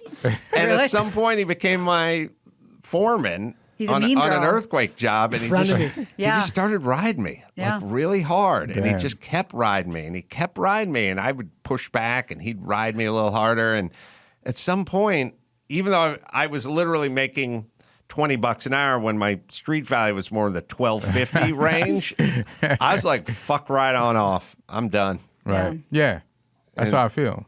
And that's why you never buy a new truck. Yeah. So are you one of these guys that like literally put all your shit in storage and you're just like a nomad, or do you feel like you have roots here now? No, I have a spot, but it's not. I wouldn't buy a spot and like strain. My mortgage is like a rent amount of money. Ah. You know what I mean? It's nice. Like, so I feel like I own an apartment. Yeah. So I just like live below what I could live. Low overhead. Yeah. How's your family? I mean, did you come from a family with siblings? I'm always kind of curious when it's a comedian thing. Mm-hmm. It's like Sarah Silverman, Jeff Ross, and stuff like that. You'll never find a group of 50-year-old people with 0 kids who've never been married. It's a comedy thing. I think a lot of it is that autonomy. A lot of it is not wanting the responsibility, I think. That's mine too. But it's cool to have people like that so that you don't feel like shit. Like an outlier. Yeah. Right. Because everybody else has at least kids and a divorce or something. But you can just roll up and be like, oh, there's another person without kids, there's another person. So it's the perfect business for that. You know what I mean? I forgot, I don't know why it just popped in my head, but Ian will probably have some thoughts on this. Mike August, who you've probably met a time or two, he eats everything. And he eats a lot of The Uber Eats everything. commercial was based off him. Yeah, that's right. He, The paper he towels, eats the everything. diapers. And so I was having this little Super Bowl gathering, and I was like, oh, Mike's coming. So I better double down on the bratwurst and everything else. And I showed up, and I actually went to Trader Joe's to get a bunch of stuff, knowing that Mike was going to devour everything. And then I came back, and he was drinking a glass of water, just standing there, food spread out everywhere, just drinking a glass of water. You And okay? I said, yeah. I said, An what, ulcer? Is he doing what's some up, Joey Mike? Chestnut prepping? And he's like, no. He goes, oh, man, worst timing ever. And I'm like, what? And he goes, I got to get a colonoscopy tomorrow morning. Why? Tomorrow morning. And I was like, on Valentine's Day? First off, you have to marry the guy according to law. Puts I the didn't hose realize up your that. ass. Yeah. On Valentine's Day, you've set. But then I did this thing. I was like, Mike, why would you schedule? He's like, the COVID thing has bumped everything back 6 months. Mm-hmm.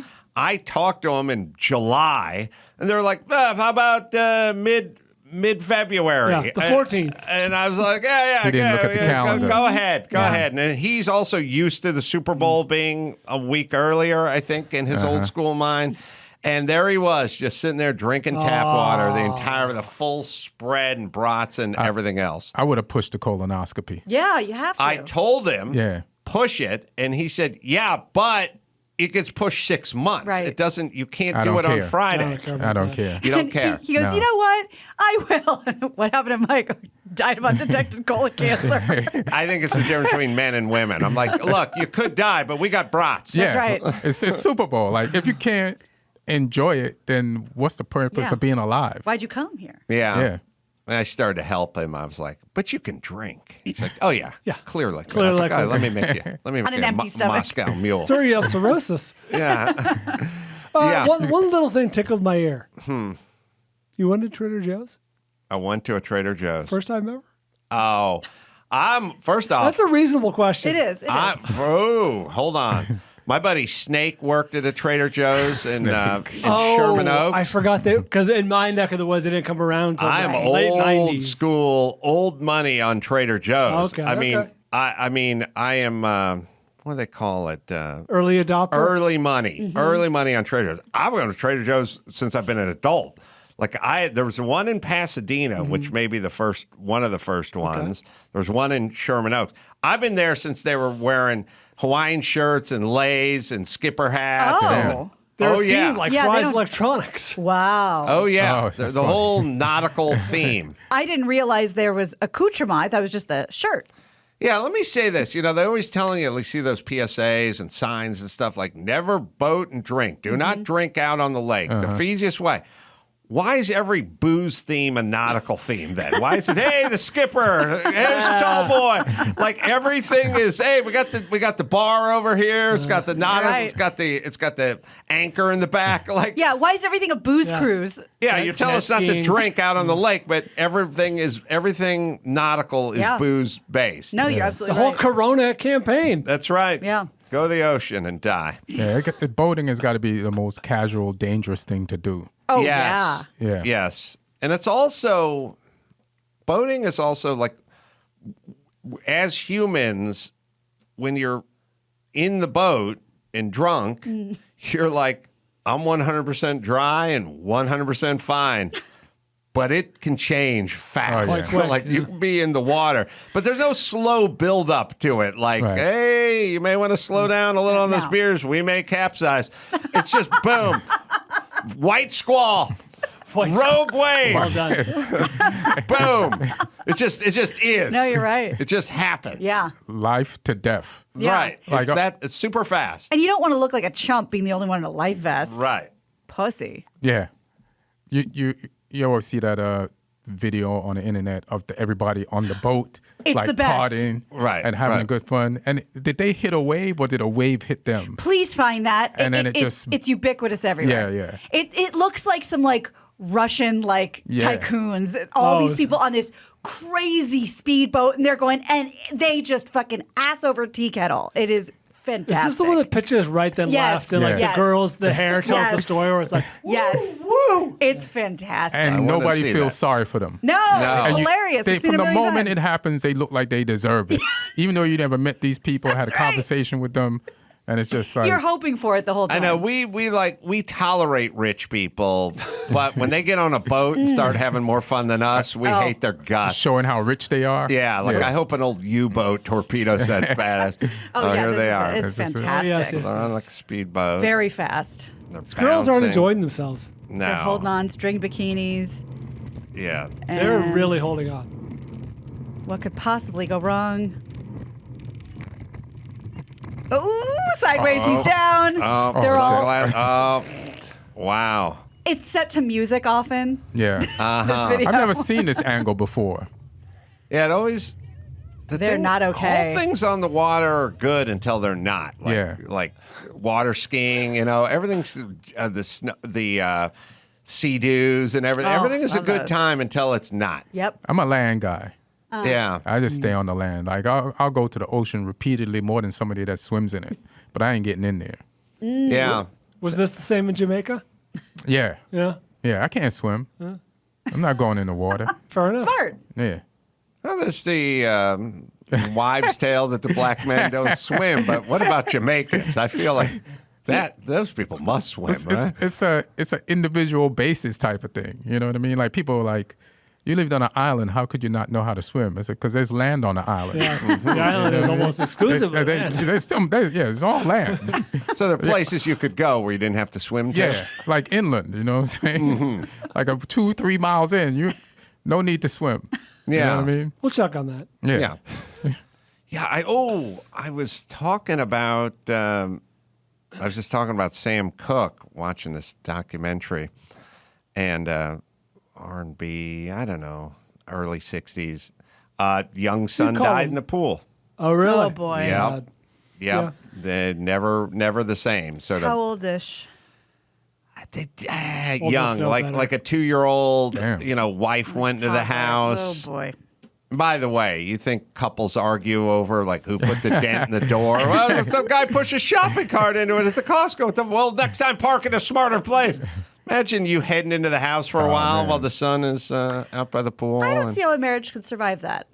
It didn't. Okay. But it just popped in my head. And again, the pool, like it seems like your friend. Yep. You know what I mean? Yeah.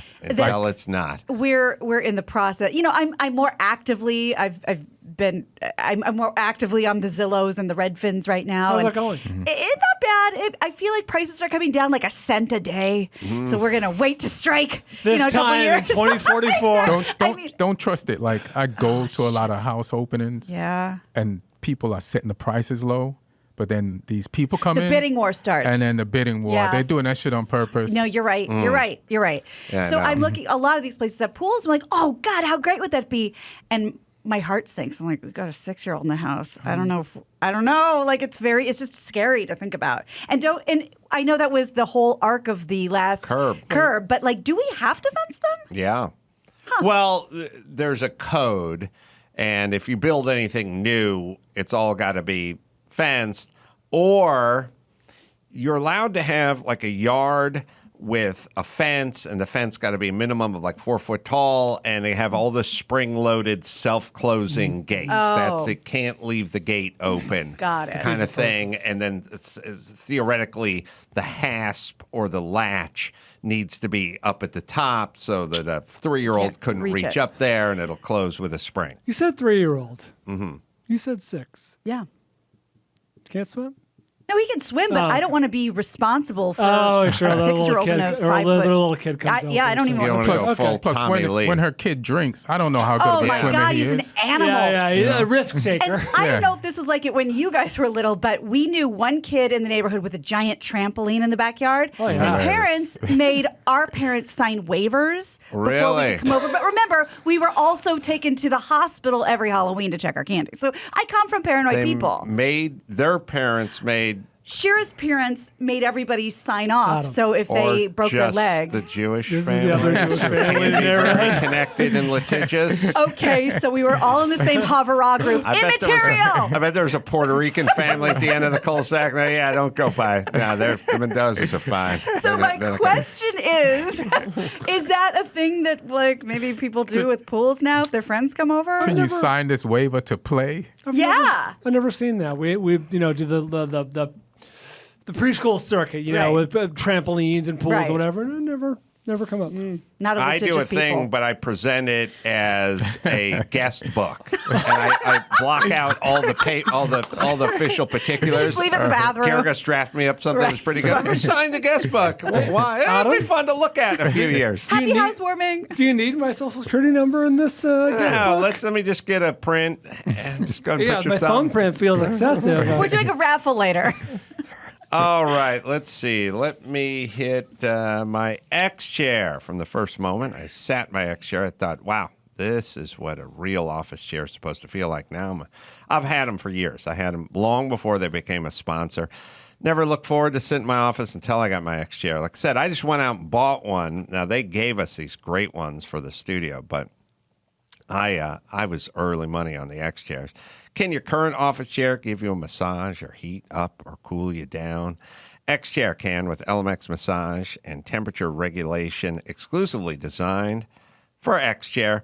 Puts the customized support of X chair's patented dynamic variable lumbar, the DVL. So that is a nice plus. And you can try X chair for yourself risk-free for 30 days. And once you realize how much better it is than your old chair, you'll never go back. It's X chair, right, Dawson? Go to xchairadam.com now. That's the letter X, chair, 80am.com, or call 1-844-4XChair for $100 off your order. X Chair has a 30-day guarantee of complete comfort, and you can finance your purchase for as little as $30 a month. xchairadam.com.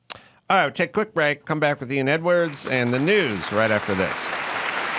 The Super Bowl overshadowed some other news during the game. Very sad. Ivan Reitman, filmmaker who directed and or produced some of the most memorable comedies in the last 40 years, Animal House and Ghostbusters, Kindergarten Cop, all kinds of stuff. He has died at the age of 75. Reitman's family broke the news during the night, said our family's grieving the unexpected loss of a husband, father, and grandfather who taught us to always seek the magic in life. Reitman survived by his wife, 3 kids, including director Jason Reitman. The cause of death not released, but Adam, I figure you might have thoughts on this. He was a very authentic dude, man. I mean, I was just talking to August about a meeting I had with him and Jimmy and our old manager, was waxing on, and at some point he went on for too long, and Reitman just said, just shut up. Just stop talking. Mince words. We're at the Beverly Hills Hotel. He's like, Howard, just no more talking. Put that on the tombstone. We got to figure this shit. But I like it in that I like the brevity, Yeah. and everyone else hates it. Yeah. You know, and we live in a fucking society where people go like, you go, what time's the flight? I go, well, it leaves LAX at 9:06 in the morning, but with the time you should really get there early. Yeah, okay, got it. Right. Just asking this one thing, and it's like, pop, done, move. Like, poor Chris. I get on the phone with Chris. I go, okay, next. I'm not being a douche. It's just like, if you're Gets gonna off the leave, phone, dabs you gotta his eyes. factor in the drive too, because sometimes it can hit traffic. Yeah. All But knowable. like, how dare he? He's trying to help. Yeah, He's spoken hours of words into a phone that was hung up. He yelled at me and Jimmy for not, punching up the script. He wanted us the way he wanted to do it. We went to his house, hung out for a long time. House, stately manor. Well, he has 2 houses. Yeah. He has the Shah of Iran's sister's house. Damn. Which is like, I don't know. Is there any pictures of that house anywhere? Just go to Google. So Google Street View. that's literally above his house. His house is just a stately manor. But the Shaw's sisters, a little more contemporary and, smaller, like 6,500 square feet or 7,000 square feet, a little more 60s, kind of modern or something. Bungalow. And so he moved his entire office into this house. But the house, they just kept the carpeting and the wall coverings. So it doesn't look like an office. It looks like the Shah of Iran's sister's house. A lot of gold leaf. But there's like copying machines, like on Right. top of a chest of drawers and stuff. And then his office was her bedroom with this huge panoramic view of the Pacific Ocean made up of, the glass. Back then they couldn't do the like kind of radius work. Is that his office? Yeah. Oh my God. Oh! That was a bedroom. And It was a bedroom. Look at the skylight. yeah, exactly. He has a rotunda. He put his office in her bedroom, and then Jimmy and I just sat there for hours, like with him when he's just sitting behind his desk, just sat on the Just sofa. 3 people in there. Just 3 people. It sounds like the punchline to a joke. The Shah's sister. That's what he uses as his office. The Shah's sister's palace. Oh my God! I mean, God knows what he paid for that thing up in the hills of. I always forget Montecito? Montecito. Mm. Like he bought the place above his, and then he got his place. Got that Ghostbusters money. And Ghostbusters 2. Oh my Yeah. God! But it was really cool, and I think he would like leave his house in the morning, take like a golf cart like up a hill that had like a steep driveway, and then just go up there, and then just go into his office, which was the Shah's sister's house. Also, it makes you hate the Shah and his sister. Like, I get how Reitman got the money to get this. Where the fuck did you guys get this cash? Good point. You just rich? Yeah. How many movies do you produce? A lot of oil. What do you And they weren't contributed? funny. Hilarious. I like the brevity thing. Yeah. Because sometimes I'll stop to ask somebody for directions and they'll give me the directions. And then they'll be like, or you can, hey, shut the fuck up. We got it. Because if you tell me these new directions, I'm going to forget the old ones. I'm with you. And Right. it's like, now you made me be rude. but Right. Now I got to stop and ask somebody else. Right. Because you just muddled everything It's like with when- 3 other ways to Yep. get to someplace. Someone Yep. gives you the code or the address or whatever. It's like, okay, it's 917, not 918, Yep. and not 6. I wasn't It's like, thinking about all that. right, I had it for a second. But there's Yeah. also, like, I just want to get a hat that says I'm an adult, because you'll go like, well, what do you think the house would appraise for? And they go, well, 2 million to 2.4, but of course you have to back out the loan. That you don't just get 2.2 cash. The realtor's commission. You got to pay taxes. Okay, Grandpa. Thank you. Thank you very much. Understood. Yep. Just asked you for that. Why do you? Ugh. Any other pictures of that house, or like that from the told outside, told or a anything? hell of a story. He's What looking. year? Okay, look. It's a really crazy thing. So we got to go up to his office and hang out. And get yelled at. And get yelled at. And later on, You got yelled at in class. we got to go down to his house and hang out. That's which very I don't think cool. we got yelled at. Oh, that's how you know if you're going to get yelled at. Yeah. Which house you're invited And then to. we went to his Beverly Hills office and hung out. You're We yelled didn't at. get yelled at there. But then we went to the Beverly Hills hotel and had lunch. And Howard my got yelled at. manager got yelled at, which was uncomfortable. But it wasn't curious. directed toward us. I'm very curious what he and Jason's relationship is because Jason's, Bryan could speak more to this, but like notable. Total right? hack. Huh? No, I was a total hack. Yeah, Oh, up in the air. He did Juno. I mean, Thank you he's for made not smoking. Thank you is for it? smoking. Or for smoking. some good movies. But if he was kind of an authoritarian at home, but it seemed to have helped. Jason, I've talked to a long time, on more than one occasion. Most affable, friendly dude on the planet. So that skipped a generation. Well, my dad's nice. Yeah. Now Nobody or likes before? me. It Sonny can is happen. wonderful. My dad's nice and he doesn't like cars. Right. So Yeah. that's how it works. Yeah, Sonny couldn't be sweeter. I met Jason. Yeah, Sonny's sweet, yeah. I met Jason. He's pretty cool. He hangs out with Jeff Ross. He used to come to all the roast battles. If I'm, Oh, really? Yeah. So I met him there. He's man cool. Never Okay. yelled at me. Not once. Not once. No. No, he's a sweet guy. Well, they're looking for more pictures. And 'cause I'd like to see I'm those. busting Ivan's chops. He was he was a real dude. Yeah. Funny, he was nice. I mean, it was authentic. Yes. Whatever, Right. he just tell you what we're doing and Yeah. what we're not doing and stop wasting his time. And I'm sure that would account for a lot of his success. Yeah. Did not Yeah. waste time. Isn't his daughter in It's Always Sunny, Catherine? It's something sounds She's the familiar dead tooth about girl. that. Oh, that's his daughter? I am 85% sure. Oh my God, I didn't know that. There's a resemblance. Interesting. Wow, the dead. I haven't thought about that in years. Okay. I do. I have this very distinct memory. I should talk to Jimmy about it.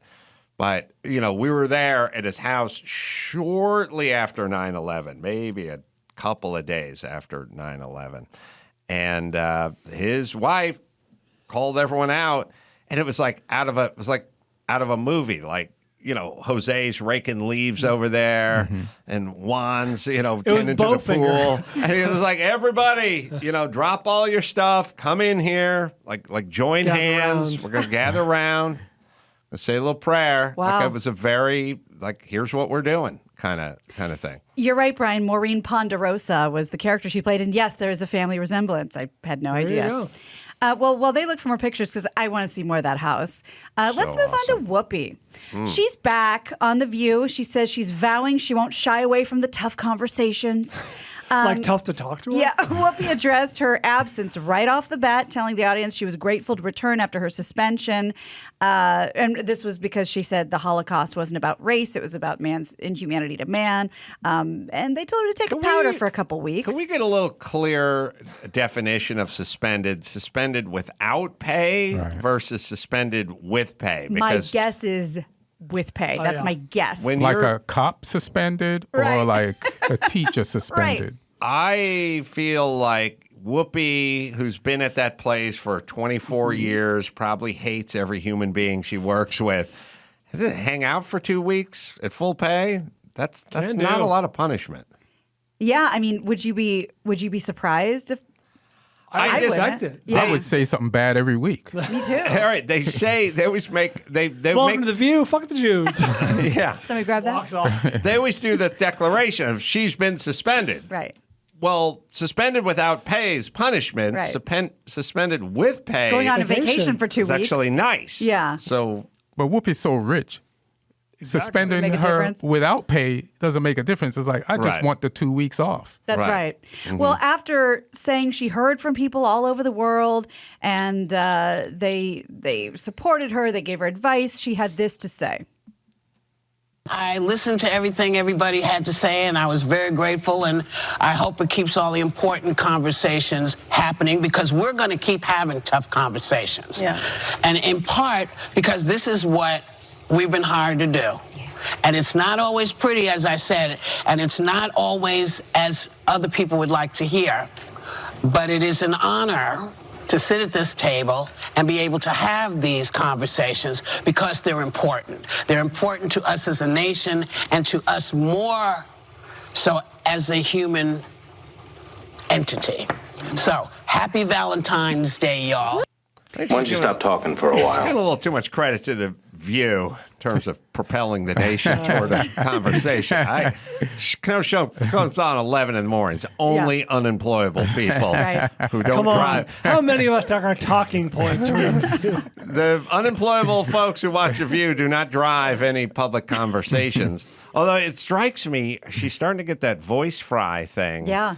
She's starting to sound like Bonaducci. Oh, boy. My. When Leslie Jones played her on The View, she got the voice fry down perfectly. Like that was really? a big part of the character. When Leslie Jones played her on SNL. Oh, I'm sorry. Yes, thank you. That was a decent commercial too. That The was. Joneses. I didn't pull it because it doesn't really have a lot of audio, quality. But yeah, it was great. Keeping up. I don't think it tested well, because Jonas didn't have to say it's keeping up with the joke. We get the joke. We know, but I think a lot of idiots were like, "Who's he?" Oh, really? Yeah. Why else would he say his own name? It's not a lot of idiots. It's the guy who's paying for it. Yes. 61-year-old wife has no idea who that guy is. We're saying the same thing. Right. And then she announces, and if I don't know, nobody knows. Because when someone's like, I watch all the entertainment shows, but I wouldn't know. Right. If this guy, and then everyone goes, just fucking throw her a bone, man. Yep. And then the writer gets really frustrated because he goes, why don't we just fucking serving it up to him that way? We look, it's a clever joke. And it's a visual. It'll work. It'll work. And then they go, but what's her name? Whose husband Put does a fine this? She point doesn't on know. it. Yeah.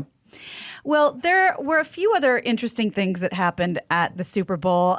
Big day, obviously, for the Rams. Even bigger day for wide receiver Van Jefferson, as his pregnant wife, and you're going to really respect this woman, Adam. Are we celebrating his one catch? Well, no. Well, Two the doctor's catches one now. catch. Samaria Jefferson, his wife, went into labor during the game, was rushed out on a stretcher. And The Athletic reported that Jefferson had grabbed his 5-year-old daughter. They ran through the locker room room. They got right to the hospital. And I was trying to figure out, like, when in the game did this happen? And did he leave in the middle of the game and they didn't talk about it? I could not figure it out. But this is a good woman. NFL.com reports that Jefferson didn't get the word until the Rams had clinched their win because Samaria had informed the Rams that she did not want them to tell her husband during the game if she went into labor. Didn't want to distract him. Team player. Yeah. Yeah. So kind of a badass. I'd marry her. Yeah. So wait, when did he leave? Did we figure that out? Well, that's what I was trying to figure out. It sounds like as like right at the end of the game, like not like the game was still being played, but it was obvious like they were probably going to clinch it. Fourth down incompletion. Well, but that was really at the end of the game. Yeah, like I think it was because she didn't want him to know while they were actively She still playing. Ruined the celebration. He didn't get to celebrate with the teammates. Yeah, for sure. I don't want her to get off the hook for that. No, you're right. What I mean? You're totally right about that. But I thought, like, what a down woman. I love that. Yeah. We have some pics of Reitman Shaw. right. Is Yeah, it the so- Shaw's sister's house? It's unclear. I mean, there's not a lot of information on this house on the internet except that it sold for 8.2 in 2012. Oh boy, Damn, that's not That's just 30 $8 million. That's only 8.2 That's million? the small house. Well, 2012, it's a decade ago. I'm still shocked. That's Montecito? insane. Wow. Yeah. Oh, but I'm sure it's worth 22.7. That's what I'm saying. Estimated 23.5. That's what I'm saying. I could get him. I could. now? I could whoop You him. could whoop I him could whoop him down to 22.7. If they're listed at 23.5, all They'll cash, no take contingencies. 22.7. Yeah. Come on. I'm watching too many fucking real estate shows. Oh, garish. This is This has like a bit of a Scarface element to it. Yeah, but the thing about Ivan is like you'd walk into the bathroom, there'd be a sunken jacuzzi tub and shag carpet and a padded toilet seat. It didn't feel commercial, Right. like office-y. He took it as is. It took it as is and it Chandelier. He doesn't believe in renovations. He just Right. moved the Xerox machine in there and put up a couple of desks. I love it. I'm gonna turn this narco's house into an office Escobar's building. house. The image of him changing the locks. You'd go up the driveway and just walk right into the house. Wow. That's Yeah. Holy crap. sweet. Yeah. Yeah. Okay. Now you're showing Reitman's house, I think now. His house This is all right the same property. Private below road. her house. Yeah. Unbelievable. Well, Yeah, just- then here's the question. Well, you can find out what year built, sorry. But so here's the deal. You get that house. You paid 8.2 in 2012, whatever. Yeah. You go full renovation or you keep this kind of 70s time capsule? I like that he kept it. I kind of like it now.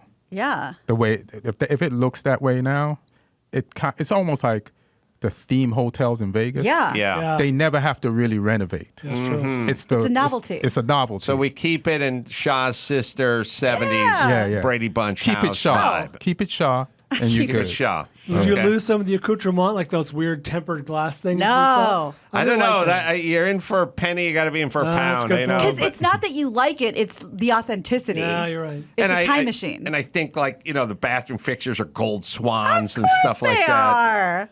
Real That's fabulous. garish shit. I love it. Yeah. With those big, like gold sunburst, Yeah, sculptures. it's very on that's point. Fabulous. Yeah. Mhm. Well, just because we haven't talked about it, let's talk about the halftime show. We had Dr. Dre, Snoop Dogg, Eminem, Mary J. Blige, 50 Cent, Kendrick Lamar, all took the stage for the halftime show at the Super Bowl. They played the hits.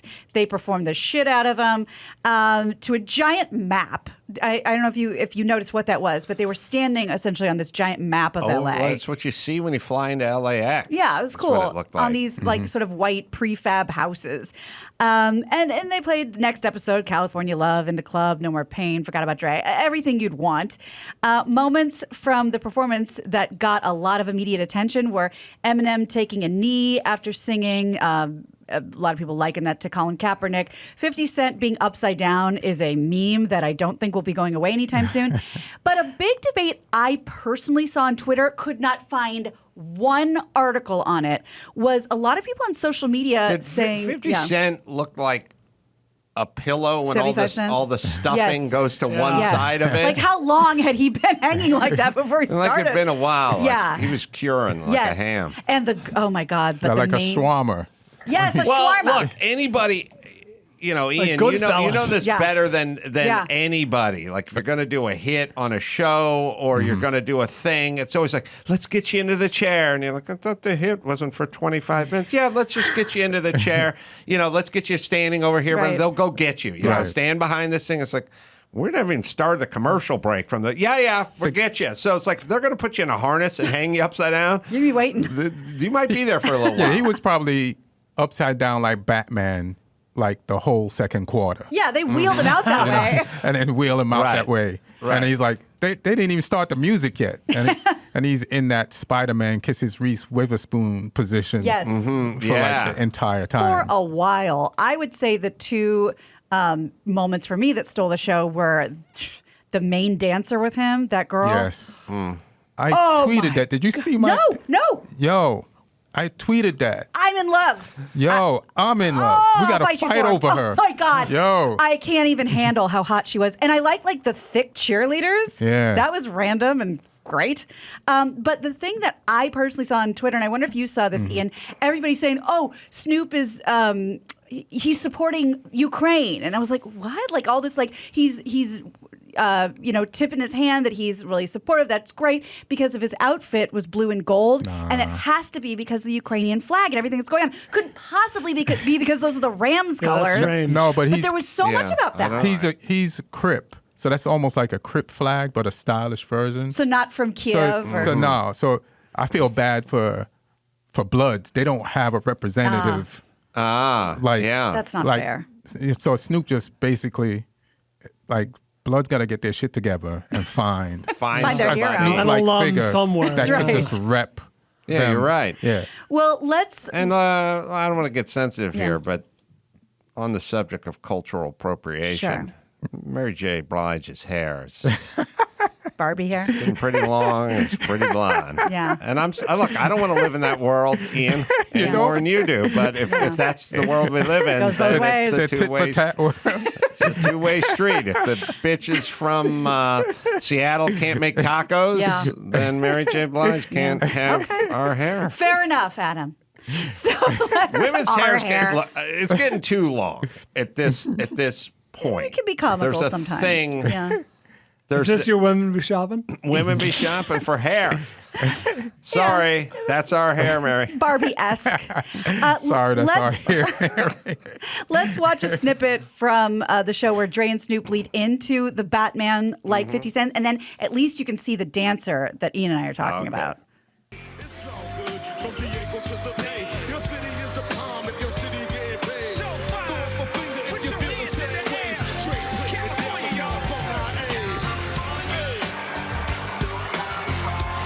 It is vast and endless. Did anyone do a side-by-side of 50 today and 50 when he played the cancer patient? He played a cancer patient in a movie, and he was this is 12 years ago. He was emaciated. Looking at them side by side would be jarring. Yeah. I don't know if you guys can do that. All right, I think are we just done with the part where the parents are outraged or these women scantily clad shaking their behind? I think that ended with J-Lo and Shakira. Remember, everyone lost their minds and now we're done. On. Yeah.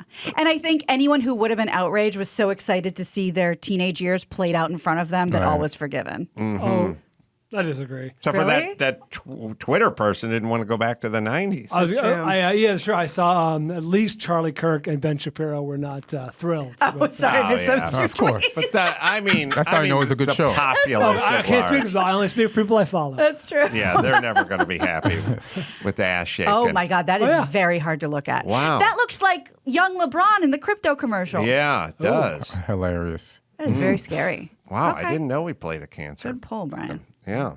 Obscure. And all right. Yes. I just wanted to tell you that, we've talked about this before, but I pulled this right off of Esquire. I'm just going to read it verbatim. The surprising truth is that halftime performers are not paid to perform at the Super Bowl. We talked about that. Per league policy, the NFL covers all costs related to the production of the halftime show, but the performers don't take home a paycheck. I saw also, though, I read that they get scale, which I don't think they would notice. I don't know if you have this in front of you, but I would not doubt that, streaming numbers of their songs were up 8,000% the next day. That's exactly what I was going to say. They're paying for exposure they couldn't get any other way. They said for Shakira and J-Lo, their song listening went up over 1,000% overnight. Yeah. Oh, yeah. So it's well worth it. Yeah, there's a reason they all do it. And when an album drops, they spend a bunch of money to get a billboard on Sunset Boulevard. So do the same math. Exactly. All right, let's bring it home. You got it. I'm Gina Grad, and that's the news. Did you get blown this morning? Gina. That was the news with Gina Grad. The Shaw's sister's house was built in 1992. And even though I entered it in 2001, I think a lot changed in the last 9 years. Architectural sensibilities of certain people from certain regions, maybe a little behind. Yeah, stuck around. Set in their ways from a decor standpoint. Was it really shag carpet in a sunken hot tub? It was like, I remember walking in going, oh, this is some 70s, some cool 70s shit going on. People don't realize 1992... It means middle 80s. Yes. People don't like realize it took a 70s. while to get from one to the other. You're 100% right, because my parents renovated like half their house in 91, probably right around there. And by the time I left for college in like the late 90s, it was dated. You know what I mean? It was like, this feels a little old. Yeah, it does. It always changes in the middle of the decade. Fashion is in the middle of the decade. Yeah, and then this, like I said, culturally, like a little more Carrera marble, and where people like putting pubes on their statues. You know what I mean? It's a choice. Yeah. So it's a little of that. You're not wrong. Did it say anything about the Shaw's sister? Or maybe that was just Reitman just kept telling me that. Just nowhere in. I wonder when Reitman bought it. God damn. Let's see. Before it was sold in 2012. It was bought in 98. So maybe 98. Yeah. For 3.7. 4.9. Yeah, Jesus. but if I waive contingencies, I go all cash, 30-day escrow. 4-3. I like how we're like, oh, just that. But back then, we couldn't afford that back then. Yeah. Oh, my dad bought a house in North Hollywood for $13,000 in the 70s. Damn. In the fucking 70s. Right. Both the house I grew up with was $10,000 in the Valley. But bought in the 50s, and then the other house was like $12,000. Oh, yeah. And that was an unfathomable amount of money back then. Oh, I know, because people do all the, it's like, oh, you could have got a Ferrari GTO in the mid-90s for $1.1 million. Now it's worth $40. It's like, who had $1.1 laying around in the mid-90s? My parents bought said house in '87 for $250,000, and my mom's dad, fireman grandpa, wouldn't stop. Oh, $250,000 fixer-upper. Right. He just kept giving it to him. You know, for $250,000 fixer-upper.